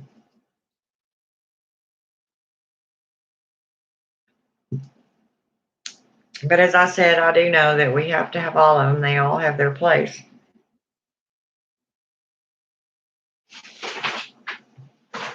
But yeah, that's what I'm going to have to do too, Aiden. That's what I was talking about, going to my altar first. A lot of witches, they think they have to go in there and take a ritual bath and do a cleansing and purification bath and all that to just go talk to their goddess. I don't do that anymore. Used to when I was a younger witch, I did. Nowadays, I don't. Anytime I feel like I need to talk to Hecate, I go as I am. You know, um, just how I've always been, and she knows I do that. You should see if you can take dandelion root. It's really good. Now, as a matter of fact, my dandelions in my backyard are coming up as we speak. And seriously, there for a while, or here in a little while, my entire yard will look yellow because I have so many of them. And for a couple of years now I have picked some of them, dried them and used them in spells. But when I got up to reading about them, um, there's all kinds of stuff you can do with dandelion. You make dandelion tea, which I'm sure you know that. Just all kinds of stuff. They're an excellent uh, flower root. If you catch the stems, and what's so neat about them is they're so full of goodness and blah blah blah, but then they just kind of die and get blown to the wind. You stand out there and when we was kids, we'd make wishes and then blow on them. But yeah, dandelion root's really good. And in fact, now you can get over the counter supplements with dandelion root in them, or just plain dandelion root. But I'd rather make my own. I mean, I'm not saying I don't trust the herbal companies, because that's not it at all. I just don't think that you get the full benefit that you would if you pick the stuff yourself and processed it. I don't think they have quite the potency in them after all they do to it. They have to process it and blah, blah, blah. And it gets cut with other things and mixed with other things. And eventually, you have that much dandelion root and that much sugar, or, whatever additive they have in there.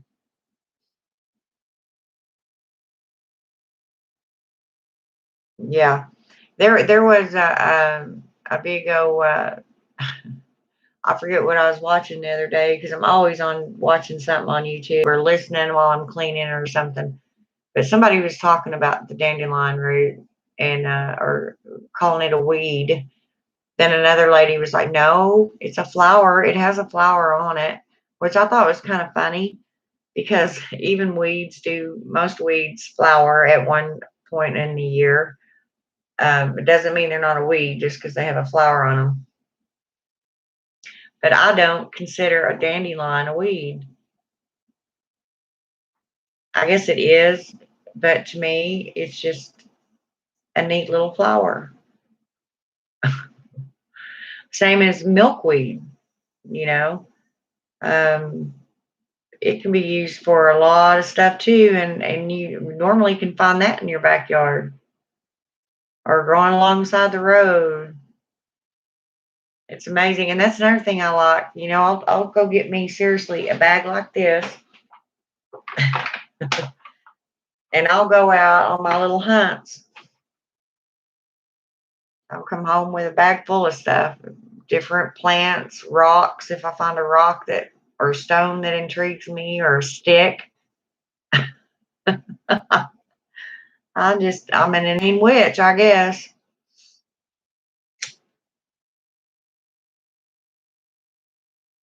But it is what it is. I think I have um,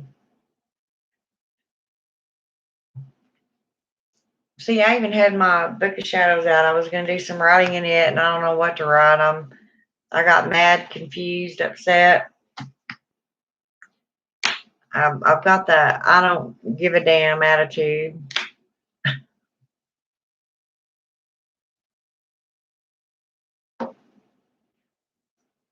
I'm just curious if I have that in my book. Seriously, do I? Do I? I don't know if I do or not. I don't have. I prefer to use fresh dandelions. So this time of year, I usually just go out and pick them. So I don't have any dried, which I guess I could dry some and use them for other things. Um, but nope, I don't, because I have everything in alphabetical order and mine starts off with dragon's blood. Yeah. So I guess I need to do a sheet on that, just so I'll have it and that'll give me something else to do. I didn't know this until last year that dandelion wine is a real thing. Yeah. Yeah. Honestly, you can make wine out of just about anything. Seriously. Um, Down in when I was in Georgia, um, visiting my boyfriend's cousins, they made watermelon wine, and that was some of the best stuff I've ever tasted. It was really good.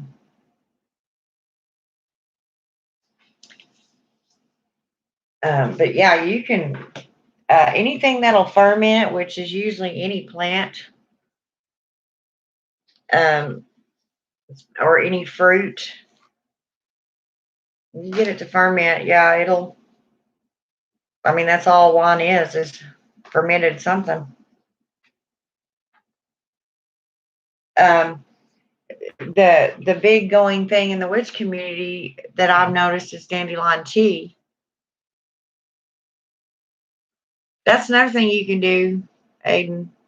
Sit down, uh, at some point, um, when you're feeling comfy and stuff, and make you some good hot tea. Do you drink hot tea? If you don't, you need to do it.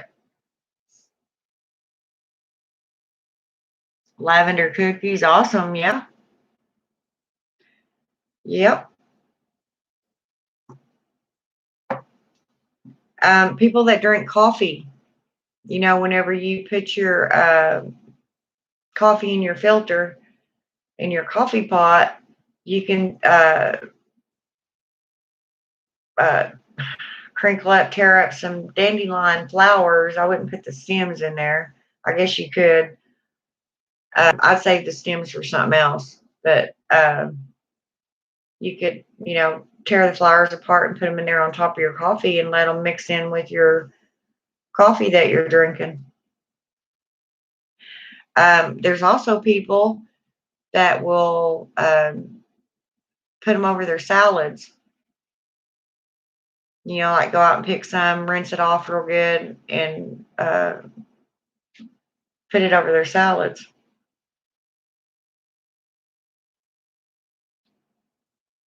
They're very edible. Um, there was something else I was going to say you could put on a salad. Now it just went right out of my head. I hate it when that happens. But yeah, a lot of these are plants. I mean, we eat spinach, we eat lettuce. These are just more plants, that most people, you don't just go to Walmart and buy them at the store. I mean, all the herbs, they were plants at one time. They're still plants. Back home in Texas, when I was a little girl, my grandma used to take us down to on the uh, by the lake, and we'd pick lamb squirter, which is a green that grows wild, not unlike greens. Like some, people just say greens. These aren't like collard greens. I mean, they are, but they're not. They don't taste nothing like a collard green, or greens that you would normally eat. They were a little. They were sweeter. It was sweeter. It was more like spinach, and Grandma used to fry it in bacon grease, which is how I do my spinach. Y'all try that. Drain it really good and fry it in bacon grease. Oh my God, it's so good. It's so good. All I know is I'm going to start by and growing herbs and eating healthier. I just want to feel better, help people, and share my. There you go. See, you're already thinking better. You're already in the right spot where your brain. You have a plan, and if you stick to that plan and take one step at a time, I guarantee you're going to get there. And it may take you some time to get there, to where you want to be. I mean, that's like me too. I've got to get this weight off. I mean, seriously. I mean, I've never been this big in my life, people. I'm almost at 160 pounds, and it's all in my gut. You know why? Because I sat here this winter time and was depressed and worried all the time and ate cheesecake. But used to, it never bothered me. I never would gain a pound. I mean, all my life, I might have weighed 115 pounds at my heaviest. And I'm 5'7", so I was pretty damn skinny. And I guess I've hit that middle-aged thing. My metabolism is non-existent, and I just can't be doing crap like that anymore. And of course, just sitting here on my computer all the time don't help either. So we can all do things. And the thing is, when you exercise, when you eat better, when you um, well, excuse me, when you have a better quality of life, you're happier. And do whatever that takes to make you happy. Yeah, this is your life, your path, your world. Do what it takes to make you happy. I wish we lived closer. We would go walking. Walk, walk, walk. And it'd be fun too. I mean, you can make it fun. You can go walking out in nature, and that's whenever you do your, find your little oddities, as I like to call them. I found a stick the other day that I'm going to make another wand. I need another wand like I need a hole in my head, but I enjoy making them. So, and this is just it's kind of crooked. That's why I picked it. It's kind of shaped kind of like that. I wish I got it, but it's in there. My son's taking over that room now, so I don't want to wake him up just to get a stick out of there. I think it's still in there. I may have got it out.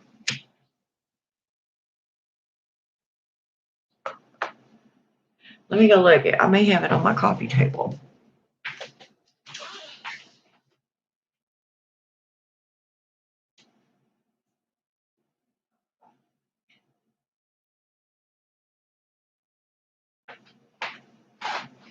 And I do have it in there. See? It's a little bin, isn't it? Lunchtime. Well, you're going to eat too, aren't you? Eat a salad. Too late in the evening to be eating. Your metabolism is lower this time of day. Well, I don't know. You're used to sleeping during the day and up all night like I was. Look, isn't it neat looking? It's just a plain old stick right now. And I didn't tear it off the tree. It was laying there beside it. So, but what's funny, look in the middle of it. It looks like there's already been like can you see that? It already looks like there's a hole in it. So guess what's going to be the tip of my wand where my crystal goes? Right there. My crystal's going to set right down in there. Yes. Yes, and I have a glue gun, a hot glue gun. I mean, you can see it. It looks like it was perfectly carved out in there.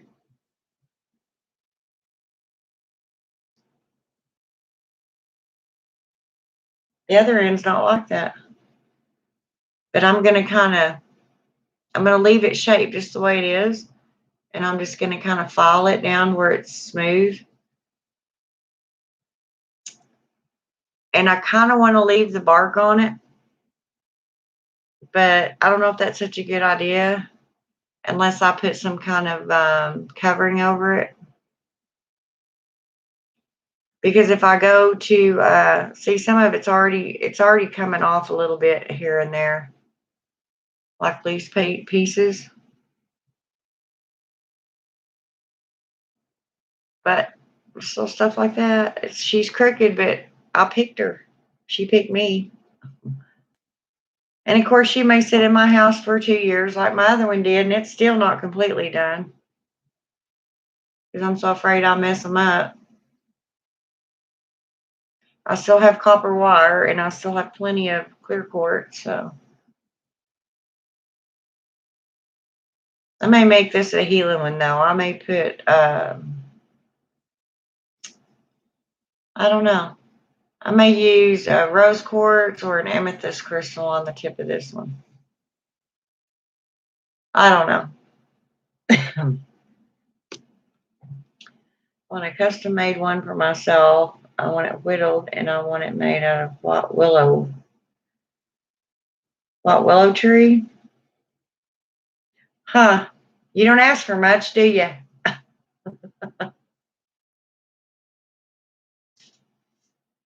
Are there white willow trees in Texas?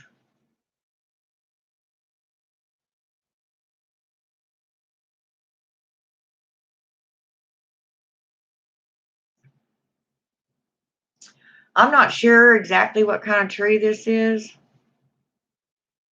The wood is really soft, though. I don't think it's an ash tree. I don't think we have ash trees around here. But it's just a branch. It's not like it's not hardwood. You see what I'm saying? I mean, it's hard enough. I mean, you can't just snap it.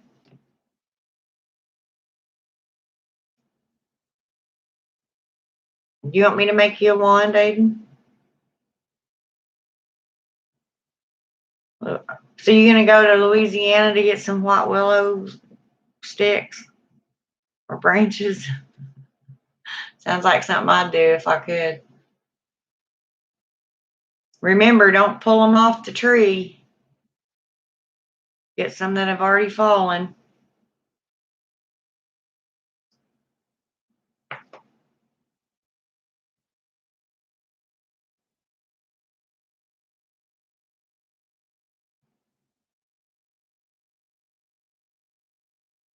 Yeah. Well, I guess Lady Blind Wolf left us.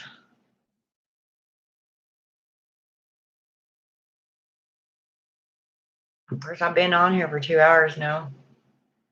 I know you're here.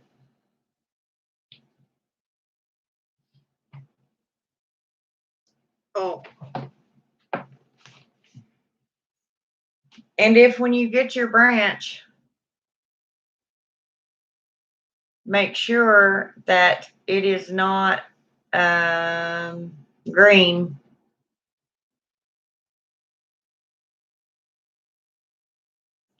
You need to leave it sitting out till you can use it.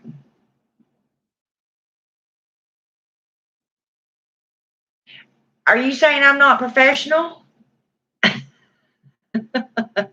I'm a damn witch. How much more professional can you get?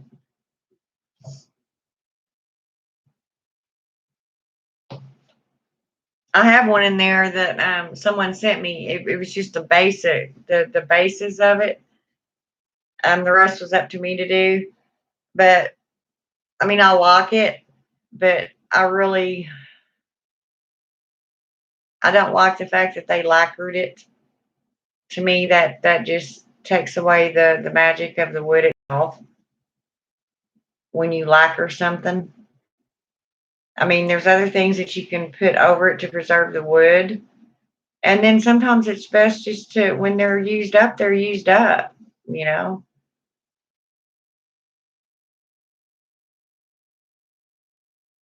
That's like my broom I got from the Ukraine. Um, that she's just my pride and joy.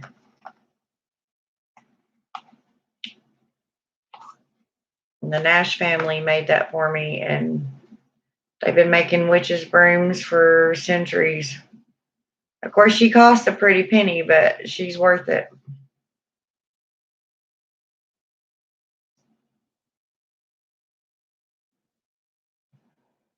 Make one yourself, Aiden. That would be such a fun project for you. You can whittle, get you a glue gun or some super glue and whatever crystals you want to put on there. I guarantee you, if you do it, it'll be way more personalized and you'll be closer to that wand.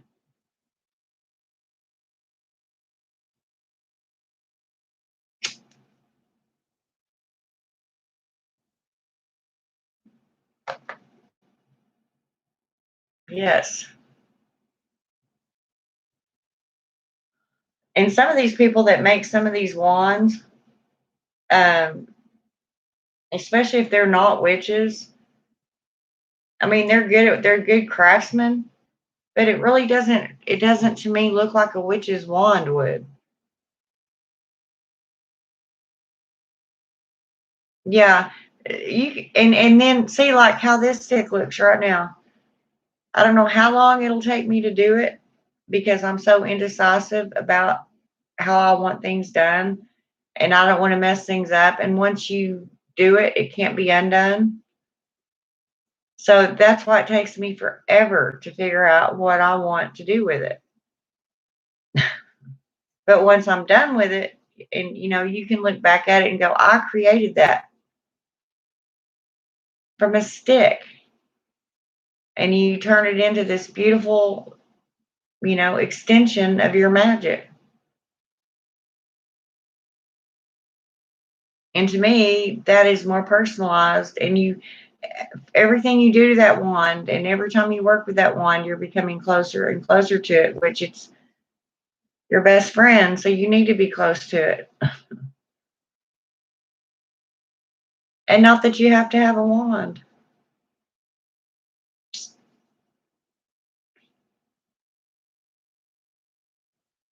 You can simply do this. But I like wands. It's a symbol of the witch, symbol of magic, and an extension of my magic. So I like them, and therefore I have them. This would be my third one. Yep.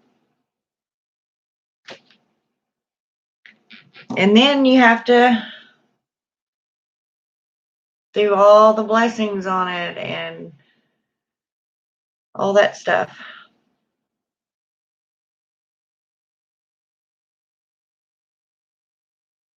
I usually anoint it with stuff and purify it, and then set my intention in it.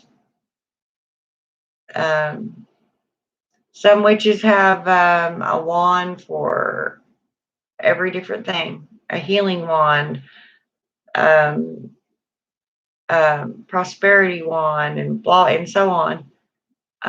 Some witches use one thing for everything, one wand for everything.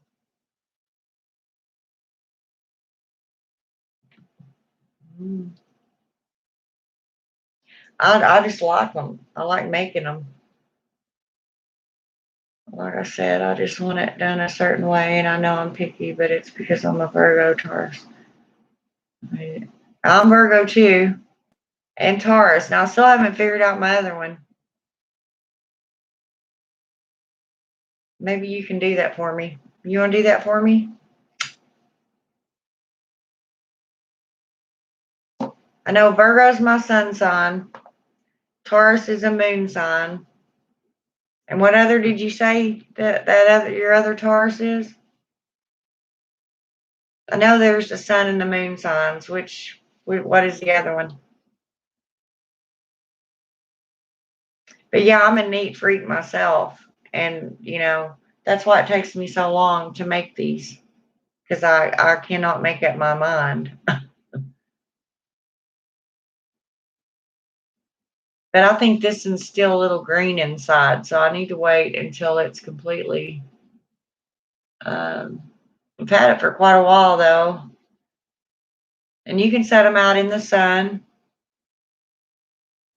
Make sure they're dried out before you get a cutting on them because if you don't,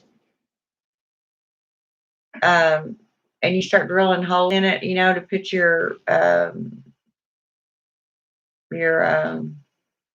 crystals or whatever you want to put in there, that may rot out. You want to make sure that the wood's not rotting. All you have to do is go to Cafe Astrology and know what time. Oh, I know exactly what time I was born. I know what day of the week, everything.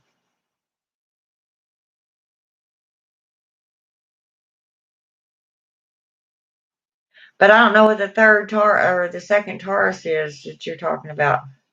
Virgo's your sun sign. Taurus is your moon sign, right? So what is the other Taurus for?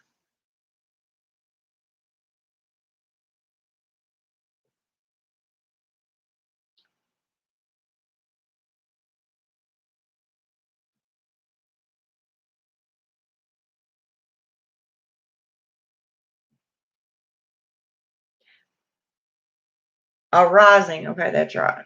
Rising sign. I think I've looked that up too. And I think um um what did it say? When's your birthday? Because I'm pretty sure I think my son's a Taurus.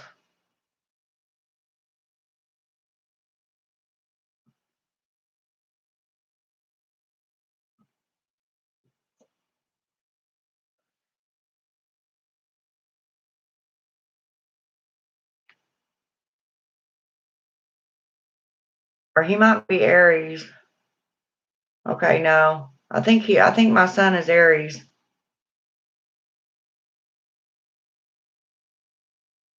I know my daughter's Libra. And I'm pretty sure my son's Aries.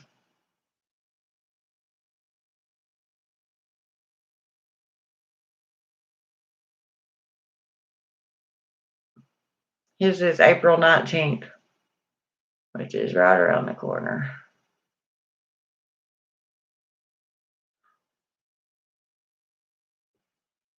Yeah, see, and mine's August 26th.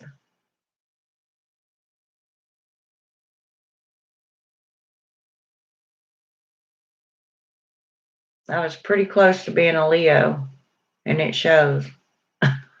I have a little sister that's Leo.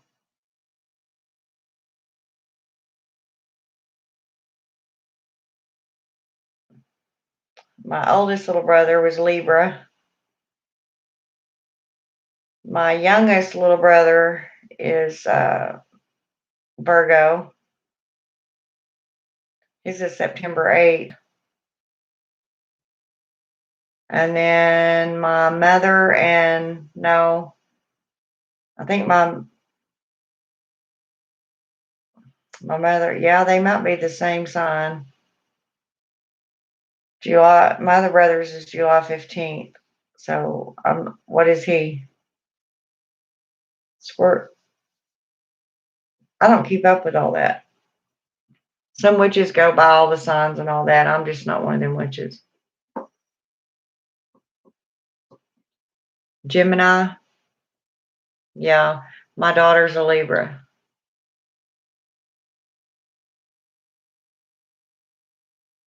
And she's a mess. I love her with all my heart, but she's a mess. But so is her mama, so, you know.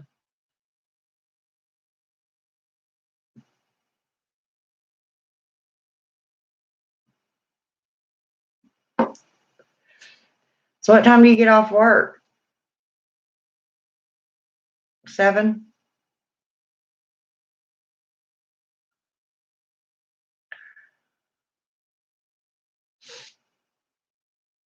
I need to find something to do and get me out of this house, make money. I just don't want to go back into nursing. I really don't. I really don't. I really don't.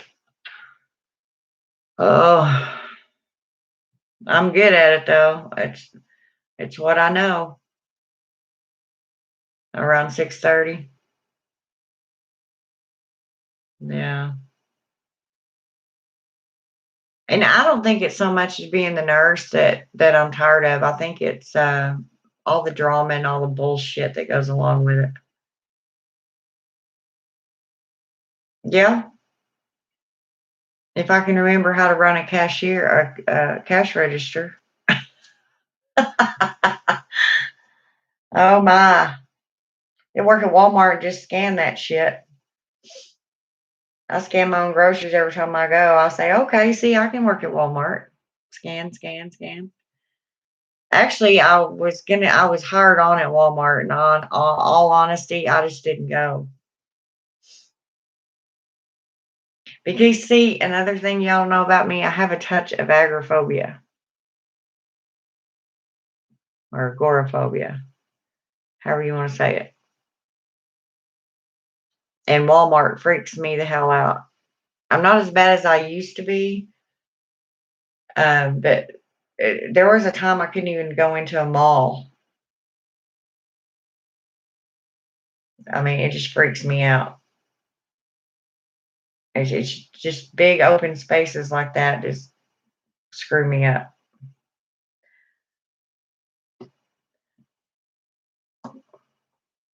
So, and there was a time when I didn't hardly do anything. When I first came down, I say came down with this condition. Um, I wouldn't drive. I wouldn't very rarely even leave my house. I made myself get out and start doing things. Literally made myself.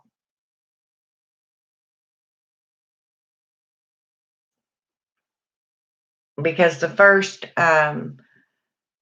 real the first anxiety attack I had, or panic attack is what it was, literally scared me so bad that for 3 days I couldn't talk.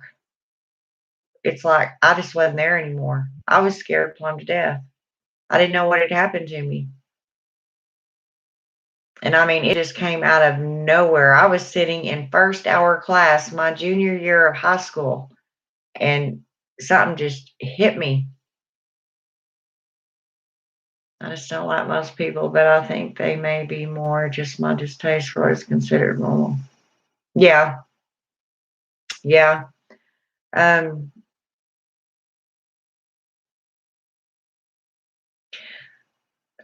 I wouldn't call myself antisociable, but I'm really picky about whom I choose to um, converse with or hang out with or um, be around. And it's not that I think I'm better than everybody else. It's just that their pattern of lifestyle does not fit with mine. And I just don't see any kind of friendship forming. I mean, you have to have something in common, for to be friends or even good acquaintances. Um, some people have told me, well, those aren't your friends on the internet. You don't know them. It's like, yeah, I do. Just because we don't see each other, I mean, when you talk to somebody every day, you get to know them. Yeah, and I mean, and it's not like I'm rude to people at all. It's okay. It's your path. You walk it, and if that's okay with you, then so be it. But that's just not something I need or want in my life. So I don't see any point in hanging out. I honestly don't have any friends I hang out with, and I've always been that way. I've had Even when I was a teenager, I had like one or two, maybe three girlfriends that we actually went out and did anything. My entire teenage years.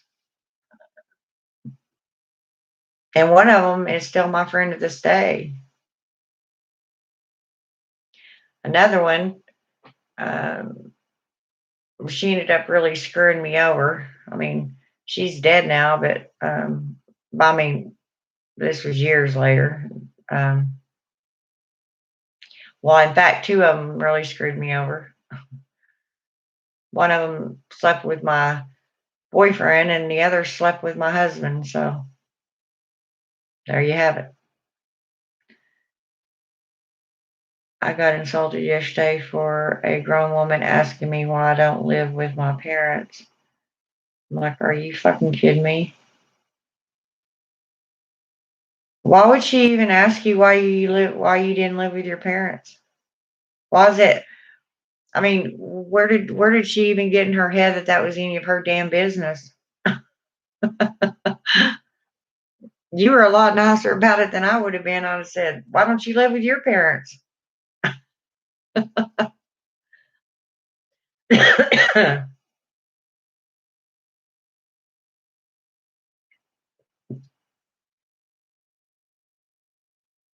My son lives with me now, and I think he always will.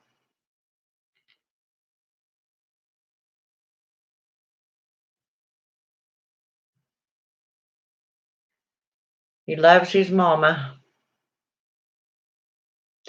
Well, and two, I'm not in the best health anymore, and I'm getting older, and I think he worries. So he thinks that him being around is he can protect me.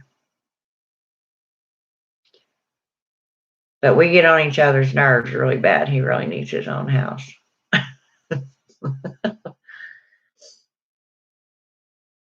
I told her that I don't agree with my parents' lifestyle, so we just don't get along, and she acts like it's a completely normal conversation. Oh, hell no. Uh, that's weird, man. That's just not something you just go around asking people, especially a total stranger. I mean, it's not like you're 15, you know. You're a grown friggin' man. You should have your own place.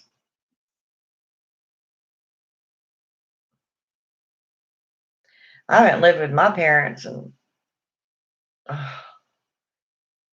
well, I haven't lived with my mom since I was a junior in high school. Um, Me and my dad did, however, live together in this house when he was getting his divorce, one of his divorces. But we were more like roommates, It wasn't like I was living at home or anything.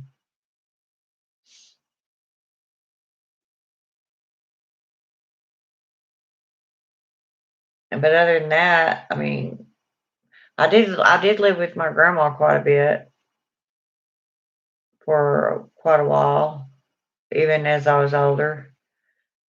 But I think a lot of that too, is nowadays it's freaking hard to make it on your own. I don't know honestly how I did it. Um, because I mean back then it was just me and my son. He was real young, and my wage, I was a nurse's aide, and I think I made 5.15 an hour, and I don't know how the hell I paid bills. Well, I worked two full-time jobs, I know that, and still had trouble. It's just a lot easier when you have people. If you can live in the same house with them and get along, and everybody's working and pitching in, it's a lot easier to live that way nowadays. You know, because everything's so damn high. And I felt it felt very condescending because she married and had this attitude like only married people should live on their own. Oh, hell. Of course, she's from South Africa, so she lives a very different culture. Well, yeah, there you go.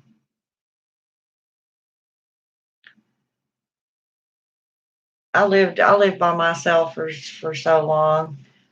I mean, I got married when I was 18, and of course, I was divorced by the time I was 21. And then I didn't remarry until I was 36. Yeah.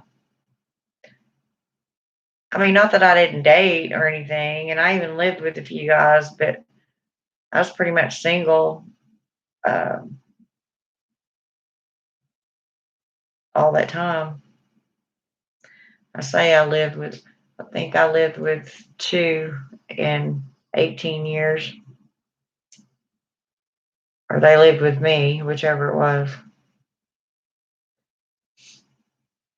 But I just don't get along with my family very much. Honestly, it sucks, but I just don't care to be around them very much because we just don't have much in common. Well, and that's sad, Aiden, but you recognize that. And, if you did try to live there, you would be miserable.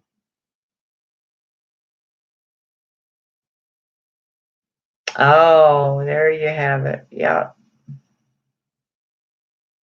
Yeah. And it would be different if they respected your wishes and your religion or your path, but they wouldn't. No Christian will accept our path. I have two aunts that are on my Facebook, and I know they see all the witchy pictures and stuff that I post and say, but they really don't say anything to me.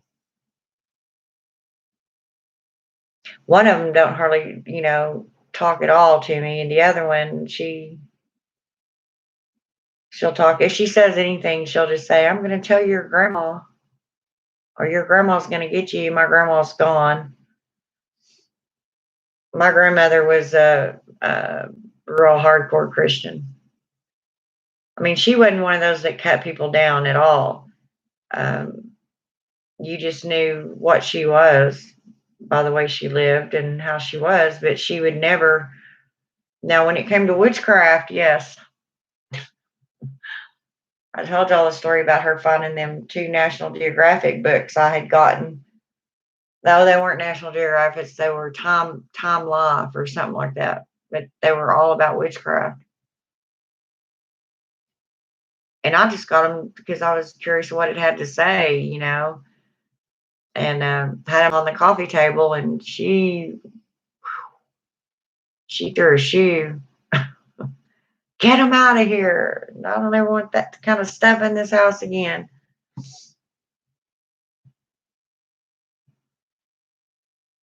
Most of my mom's side of the family are Trump supporters too, and think the insurrection was a good thing. Oh wow! I try not to look at the presidents when they're elected as Democrat or Republican. I know that's the way it's supposed to be, but I honestly try to look at what they're doing for our country and for the people. Be it Democrat or Republican, if you're good for the America and good for the people, then I'm fine with it. My dad just tiptoes around me and is constantly worried he's going to offend me. Aw, well, that's really sad. I feel sad for you for that, Aiden. I mean, I know very well what it's like to grow up without my family. I mean, and I had a huge family, um, but I grew up in a home, and um, I missed out on a lot. There for a long time, I felt very unloved, unwanted. Um, at a very young age. I had feelings that normal small children should not ever feel. And I think family is important. But um, sometimes it just don't work out that way. And people tend to find other families. Sometimes it's for the good and sometimes not so good, which is exactly back to my gang thing. You know, that's exactly where we get gangs from. They're misfits everywhere else, or they don't fit into any other part of society. They probably either don't have a home life at all, or if they do, it's probably abusive or, um, you know, drug related or alcohol related or, something. And so they go off and they find their own people to make their own families with. And then a lot of times that leads to no good too. I hate to say it, but I just don't feel very loved, and I just don't have the time for the drama. So my attitude is really, if you want to spend time with me, there you go. And that's how I felt. You know, I didn't call people when when I first got out of that home. I went to live with my mother um, because I had to, um, because I wasn't an adult per se yet. But as soon as I turned old enough, I was gone. But in between that time, I had went to live with my dad because I got in some trouble, and it was either go live with my dad or get sent back off again. So I went to live with my dad, and then when I graduated high school, I was out of there, gone, because you just don't have that connection. Unfortunately, um, as much as I loved my daddy, and I was daddy's girl, and I loved my mama. And my grandmother. I love my family, my brothers and sisters, but none of us are close. I mean, now me and my mom uh, have gotten a lot closer since I've been an adult. Me and my grandmother were like that. My grandmother was everything to me, and my daddy too. I was just daddy's girl, no matter what he did, and I don't know. I just and I wanted my whole idea when I was old enough. I swore that when I had my own family, that none of that would ever happen. You know, um, my children would have their mother and father. We would have a good life. I was going to do everything in my power, and you know what? It all went to hell. Nothing I did was right or good enough, and I just everything just went to hell. And so I ended up not getting to raise my daughter. That's a whole different story, and nobody took her away from me. Well, my in-laws did. Um, Long story. Not because I was a bad mother, was never proven unfit, none of that. Then I had my son not too long after I'd gotten my divorce, and uh, lost my little girl. So that kind of affected my relationship with him when he was a baby, because I felt myself kind of distancing myself from him because I didn't want to feel that pain that I felt when they unjustly kept my daughter from me. Um, I just couldn't go through that again. So I found myself not wanting to be close to him. And then, I had a conversation with my dad, and explained to him what was going on. And um, the only time I've ever heard my daddy even think about being violent. Well, I mean, he was. He was a sweet man, very tender-hearted. But he said, I'll tell you what. He said, you don't have to worry about this boy. Nobody is going to take him from you ever. He said, now he can come live with me if need be. Um, if you're having a hard time, whatever, but nobody's ever going to take that kid from you like they did Lauren. And he said, over my dead body. And that's one of the reasons I came to Oklahoma from Texas when I found out I was pregnant with him, because I was actually pregnant when we got divorced, but I didn't know it. So I didn't lie in court. I didn't lie in the divorce papers because I honestly did not find out. I think we got divorced on like August the 9th. August the 16th, I believe, is exactly 1 week later, I found out I was pregnant with my son. So I didn't lie in court because I honestly didn't know, but I wasn't about to tell anybody either. And I came to Oklahoma, which just put even more distance between my daughter to make sure that the one I was carrying would not be taken, because he would be the last. I didn't know that at the time, but I wouldn't have been able to have any more children.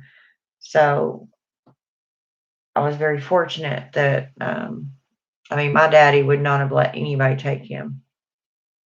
They'd have had to pull out the National Guard to get that kid. But I kind of felt that way growing up, out there with a whole bunch of girls that weren't kin to me. And um, I'd get a letter here and there from my wicked stepmother. Um, and You never knew if she was telling you the truth or not. She was one of those type of people that if she said it was raining outside, you better go look. She would lie when there was absolutely no reason to. There's never really a reason to. But you know what I mean? Just, she was a habitual liar and still is.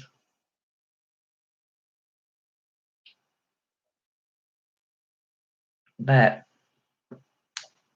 yeah, my childhood wasn't all that great. Um, I could tell you stories and make your skin crawl, but I just really don't want to, because in order to talk about it and tell it, then I have to relive it. And I've already done my shadow work on that and gotten over it. I won't say I've gotten over it. It's just not, it doesn't define me anymore. It doesn't um, dictate how I live my life. Um, I really don't like it when people say, well, if I'd have had this when I was little and blah blah blah, and it's the way I was raised. To me that's a cop out, because now I'm not going to say there's not some psychological effects that go on there, but most of it is in your own head.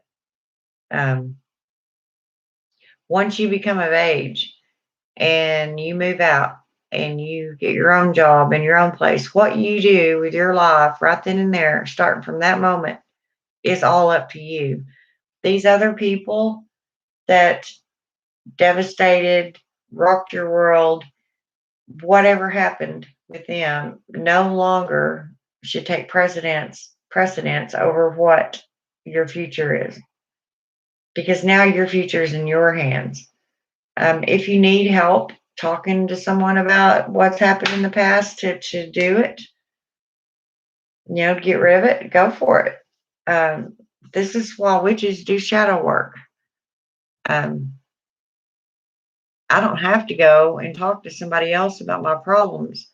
Sometimes it helps talking to other people.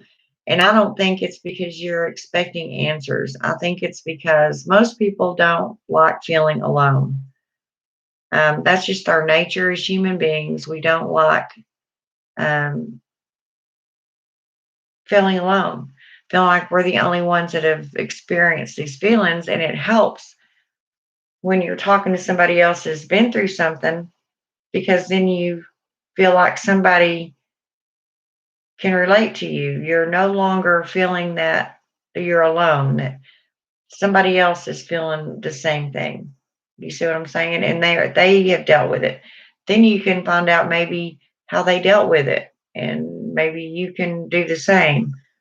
Um, we just don't like being alone, and our demons per se, as you know, society says, well, they're fighting off their own demons. Yeah, that could be very easily true. You know, figuratively speaking. Um, but the thing is, you're the one in the long run that has to make that decision to let that crap go. You can do all the shadow work in the world. You can ask for forgiveness. First, you have to forgive yourself. Doesn't matter what you've done or what's happened in your past, it's the past. Now, I'm not saying that the past don't rear its ugly head every once in a while, because it does. But sometimes I think it does it just to test you, just to see if you've really got your shit together like you think you have. And if you have, then it's not going to bother you. Um, everybody's made mistakes. Um, the goddess knows I have. And, you know, somebody asked me about it, and I'll say, yeah, I did that. Or, yeah, that happened. I did it, forgave myself for it, and moved on. You know, and that's all you can do. What are you going to do? Carry it around on your shoulders for the rest of your life? No, you're not perfect. Nobody is. And the first person that tells me they're perfect, well, I'll be the first one to tell them, no, you're not.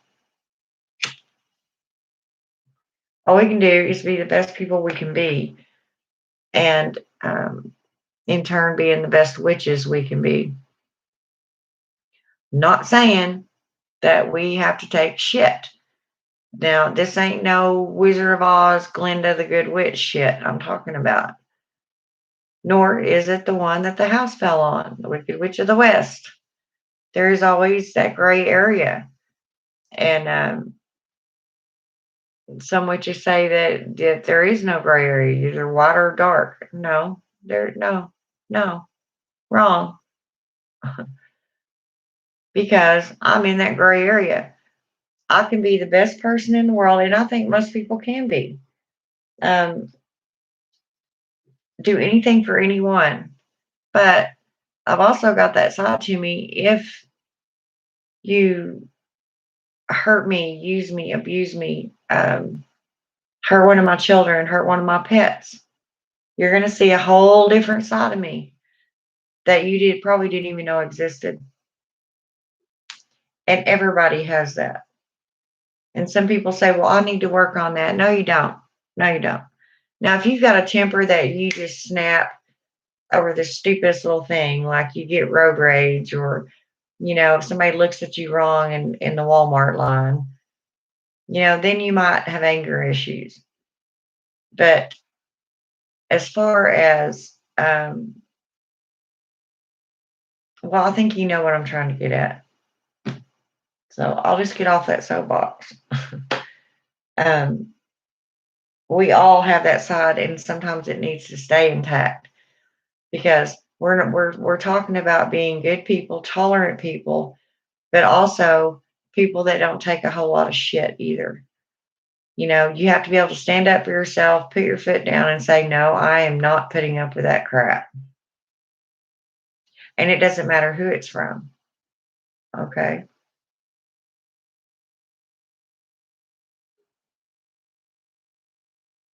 Thank you for sharing that with me. I'm happy you're here now. I think it's super inspiring to see you are still here and still joining me. Aw, thank you, sweetheart. It's been a rough road. Now, I'm not going to sit here and say, you know, it's all been a bed of roses, because no. I've had to work really hard to just keep my sanity at times. But in the long run, you're the one stuck with you, right? I mean, if you're in a room full of people you don't like, you can walk out of that room, huh? You can get away from them. If you don't like yourself, where are you going to go? You know, you can't get away from yourself no matter how hard you try. So you might as well be your own best friend and forgive yourself. Go easy on yourself. And I am the world's worst. I am so hard on me. If my house isn't clean all the time, um, if this and that ain't done, and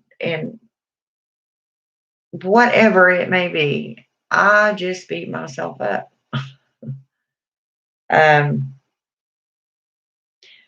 I beat myself up for I don't know how long quitting the prison. Um, but when I sat down and thought about it, it just wasn't for me. That isn't my that isn't my bag, you know. Um,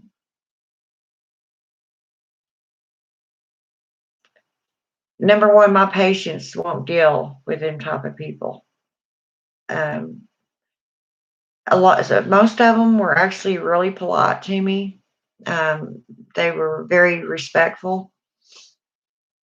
And then you had the ones in there that just, they have nothing better to do than to piss you off or try to. So, um, and just the smell. I would come home, my clothes, especially when I was a DO, um, my clothes just reeked of that gel. No matter how much I washed them, I could not get that smell out of my clothes, which in turn, I had a little bitty tiny apartment at the time. And literally my whole apartment smelled like that gel. So I just didn't like anything about it. Um, I'd have my uniform on and stop at Love's to get a pop on the way to work or on the way home. And, I'd hear people whispering, there's a cop, there's a cop. Watch what you say, blah, blah, blah. It's like, really? Whatever. And as far as being a nurse, anymore, um, it's becoming even more and more difficult just to be a nurse. You got people wanting to sue everybody and, just all the drama that goes on in the nursing field. Yeah, I think more than anything else, I'm just sort of lonely and I have a huge fear that I won't ever get to where I want to be. And that's all you can do, Aiden. And I think we all have that fear, sweetheart. You're not alone there. We all feel that way, and especially as you get older, like me, I find myself sitting around a lot of times just beating myself up again because here I am, 53 years old. I have accomplished a few things that when I was younger I set goals for, but not near enough to make me um, satisfied with the way my life has turned out. And then I'll catch myself looking behind and judging every single move I made and where I went wrong, and it'll make you a nervous wreck. And it'll end up depressing the living hell plumb out of you.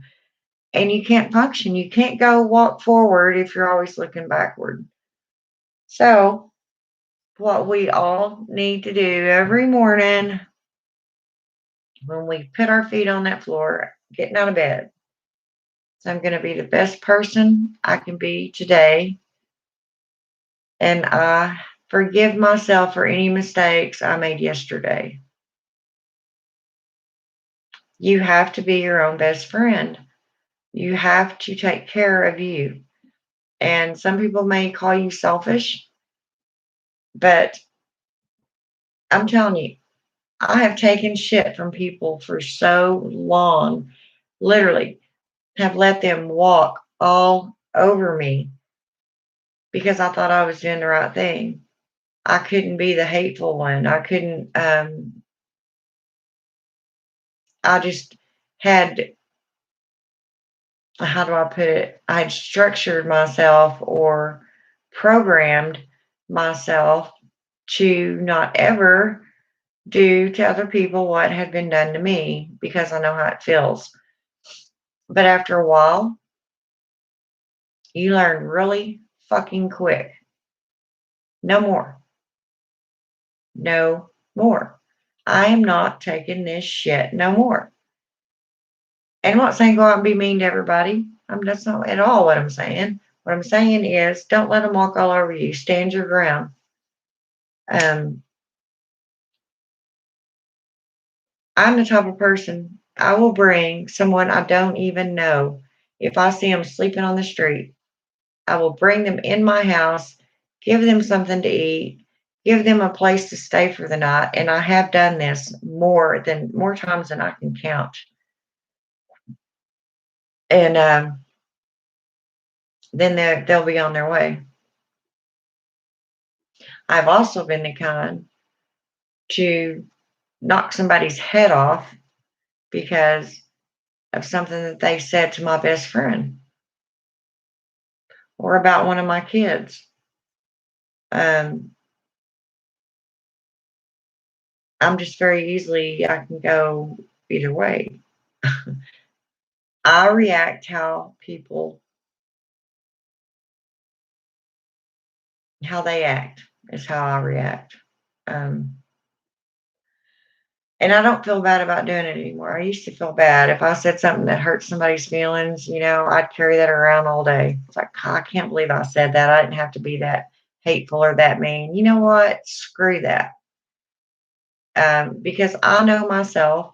I know I'm a sweetheart. I'm a very good person and very tender-hearted. And for somebody to do something to me or say something to me that made me react in that manner, they damn well deserved it because that's just not something I up and do, you know, on a daily. So they get what they deserve. And I don't think no more about it. Um, I try to talk things out. It's like if I have an issue with somebody, I'll call them out on it. I'll say, okay, we need to get something straight here. Did you say this? Did you do that? Whatever the, circumstance might be. If they're truthful to me and about it and we discuss it and get it out in the open, then it's over with. I don't have a problem with people believing and thinking how they want to. I don't care. Um, just like, I'll have sometimes people put on stupid comments on my channel here. Okay, well, you said what you had to say, and it means shit to me. I don't care. If they're being hateful. So I'm sorry that you're a miserable person, and the only thing you got to do with your life is troll through YouTube channels and put hateful things on other people's channels because you're so bored with your own life. You got to look at the source. And you got to look where it's coming from. That person is a miserable son of a bitch to be going around doing shit like that. And they don't even know you. So I don't let that kind of crap bother me. Now, if I'm on a live feed, that's why I have you. Okay, Aiden, get them out of there. Because they're not bothering me, but I'm afraid they're going to bother, anybody else that's on here with me. So most of the time, if you just ignore them, they go away. But whatever. I'm telling you, there's a lot of things that I wish I'd have known then what I know now. Isn't that a song? That's a song. um, because my life would have been so much easier if I would have learned how to deal with my anger. I think a lot of it was because of how I grew up. I mean, I grew up in a home, like I said, without my own family, without my blood around me. But not only that, girls that were way worse than me and in there for a lot worse reasons. One girl shot her stepdad Um, I didn't have an issue with her, and she wasn't there very long. She was that was a stopping point for her because it was part way to the juvenile detention center that they were actually taking her to, but it was a very long trip. Plumb across the state of Texas, pretty much. So they stopped there, and they just happened to put her in my room with me. But she was really quiet the whole time. She only talked whenever, you know, I talked to her, and I basically just asked I said, I'm sorry, I didn't know that I had a roommate. Do you have everything you need? Blah, blah, blah. Just, being polite. And she's like, no, I won't be here long. I was like, well, how come? Are you going somewhere? And um, then she started explaining to me what had happened. And it was really sad because her stepdad molested her. And, well, she killed him. And I remember I never forgot her. I still remember her thinking what if she's even still alive today, and how she's doing. If she got well, um, if she got the help to get over the psychological abuse, from her father, from the act of killing him, and from how society treated her afterwards. That's a lot to deal with, and she was only 15. So, I mean, you can only fathom what that poor girl must have went through. And then I think my life's so horrible. There's always somebody going through worse shit, and I try to remember that. And but I met a lot of girls out there that would tell me stories and about their home life, and I just never did fit in. I thought, well, that I didn't do that, or that didn't happen to me, or um, one girl out there had literally no living relatives left. She had one brother, and he was in a boys' home. And as far as we know, she only had her mother, and her mother died. And she was put out there when she was like 2 months old. So she had literally been out there her entire life. And girls from her to the one that killed someone, there was we were all mixed together. So I seen and met a lot of girls and heard a lot of stuff in 8 years that I was out there. And even back then, I didn't actually like have my altar and practice in the open like I do now, because I would have gotten in a lot of trouble back then. That was a place that you went to church every Sunday morning, and you had vespers every Sunday night and Wednesday night. And there just was no room for any other religion but Christianity. Trust that. And now you could be in a different denomination as long as it was Christian. Um, so that wouldn't have worked at all very well. So I never even so much as even tried to talk about it. And that is where I met Hecate. As I told y'all before, I seen her. She appeared to me one night in my room when I had only been out there for 2 days. And that's when I met her.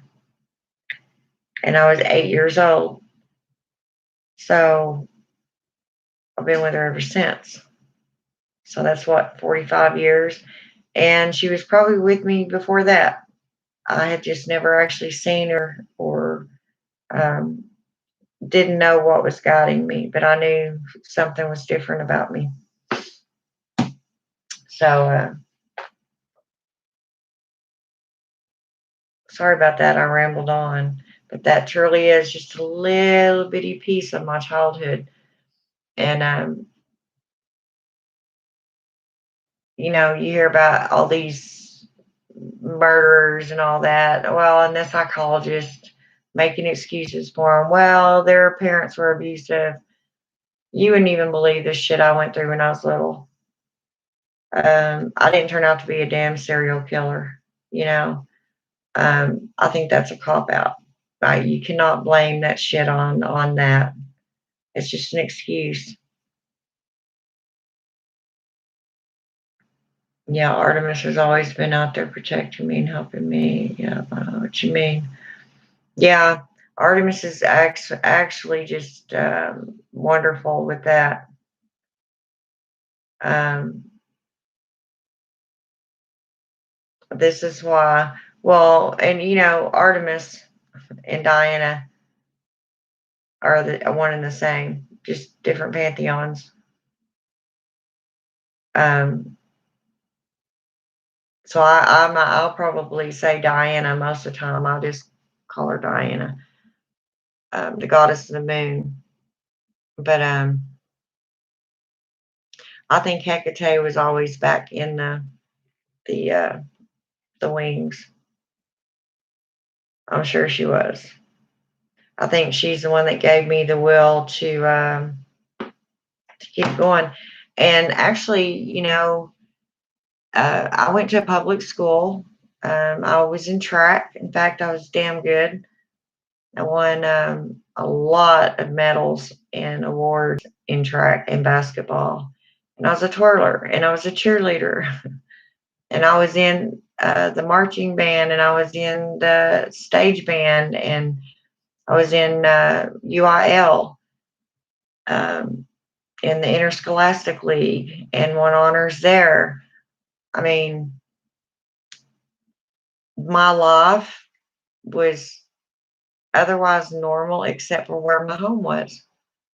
Um, Now, later on through the years, they built a school there on campus because some of the girls hadn't been to school in so long they didn't know what grade they were supposed to be in.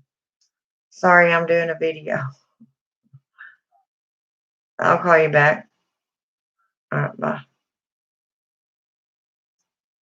They didn't know what grade they were supposed to be in because they hadn't been to school in so long, so they had to go to school there on campus until they could figure out what grade they were supposed to be in. But I've been going to that public school since the fourth grade, and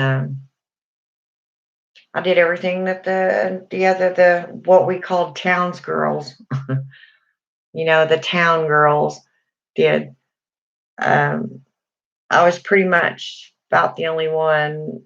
I mean, there were a few other girls that played sports and all that, but I mean, I was in everything. I was always gone doing something, and that's how it kept me busy. And it made me proud of myself and all that.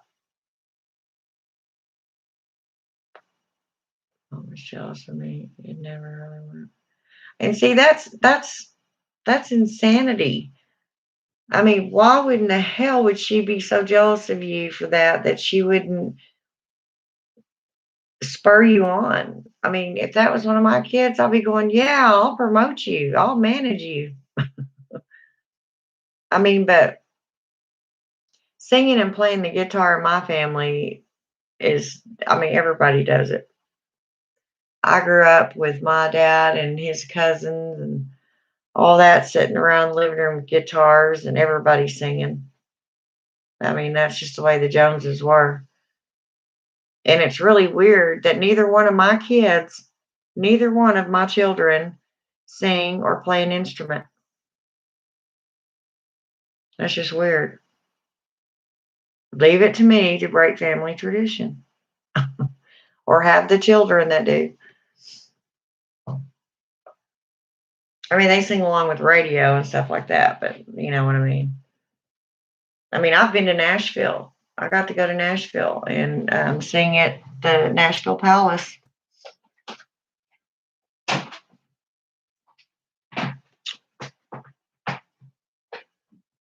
And in the school that I was in, you had to know, you had to play, know how to play 5 instruments before you could try out for twirler. Could not be a twirler without knowing at least the scale and how to play Mary Had a Little Lamb on 5 instruments. 5.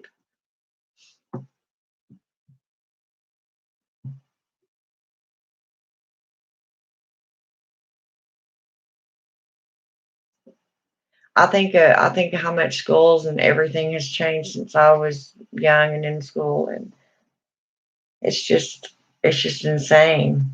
It really is. It's insane.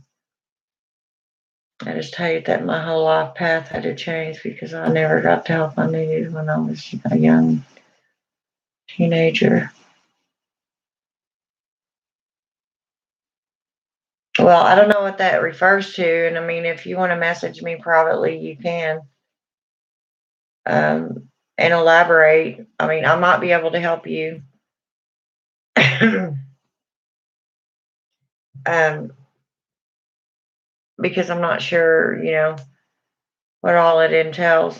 So now I can play different hobbies and interests. And you can look at it this way. Maybe that's how you were supposed to be in the first place with these new hobbies and interests that you have now. I'm a firm believer that everything happens for a reason. And even if it's not the way, even if it's not true, I believe that you can think of it that way and make it so.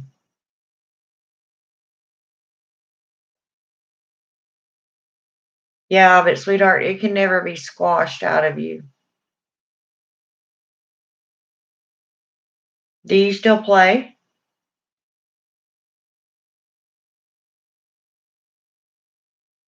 I mean, do you have a guitar or whatever you play? Yeah, you said play guitar. Pick that sucker up. Play it. Nobody can tell you no now.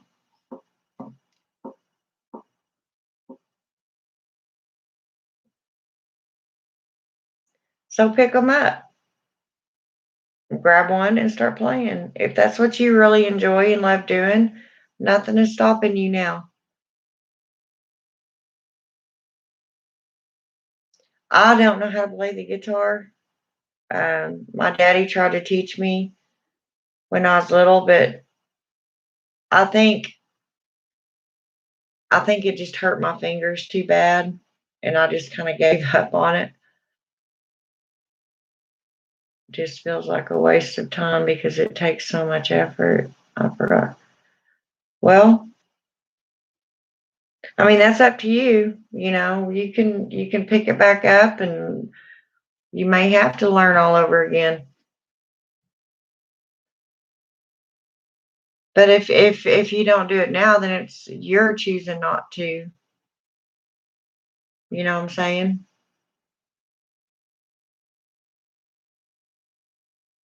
But if you have other hobbies, or other things that interest you more, I mean, there's a lot of things I wish I would have pursued when I was younger. I wish I had not dropped out of college. I think that's my biggest regret right now. I wish I hadn't have dropped out of college, but then I get to thinking, well, if I hadn't have dropped out of college, then this and this and this wouldn't happen. I wouldn't have had these life experiences. But if I would have graduated, no telling where I could be right now. You know, I could have gotten my degree and been doing what I planned on doing the whole time I was growing up. But then I might have had money and been on a vacation to Hawaii one day and my plane crashed and I'd be dead and it wouldn't matter anyway, would it?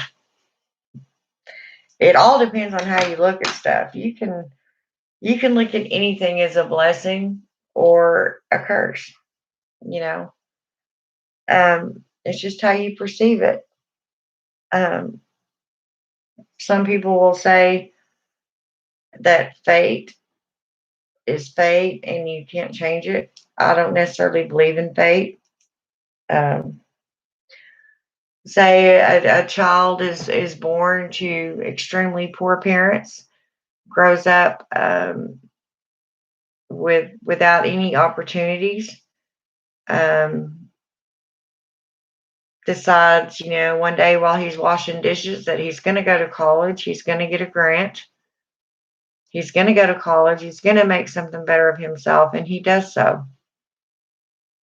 Okay. Most people that believe in fate would have said that child was fated to be poor and not have any opportunities because of the way he was raised, that his parents were barely getting by. But this child took it upon himself to make a difference. And so, therefore, it happened.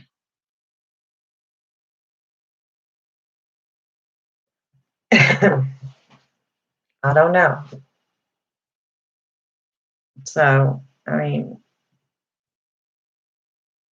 I don't know. I'm not an expert.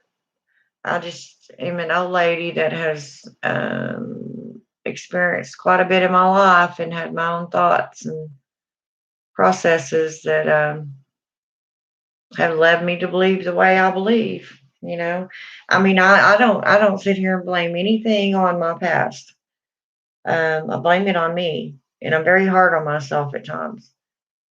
Um, yeah, this and that happened to me when I was young and little, and I didn't have uh, certain opportunities, but then I did. I had that opportunity.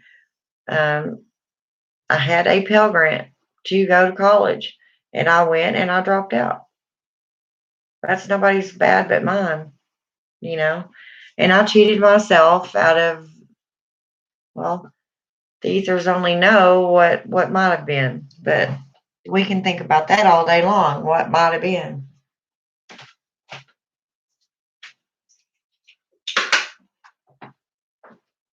Oh, I gotta put this stuff back up.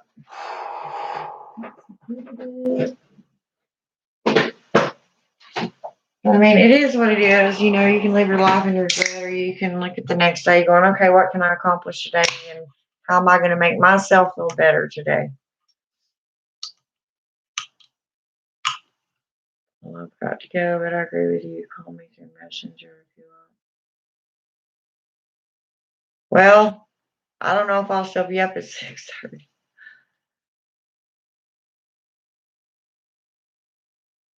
I may text you at first, see if you're awake or something. But okay, I'll let you go. And it's wonderful talking to you. And you know that you can message me anytime on Facebook. If you just need to talk or need me to listen, I won't even say anything if you don't want me to. I'm always here for you, okay? All right. Blessed be.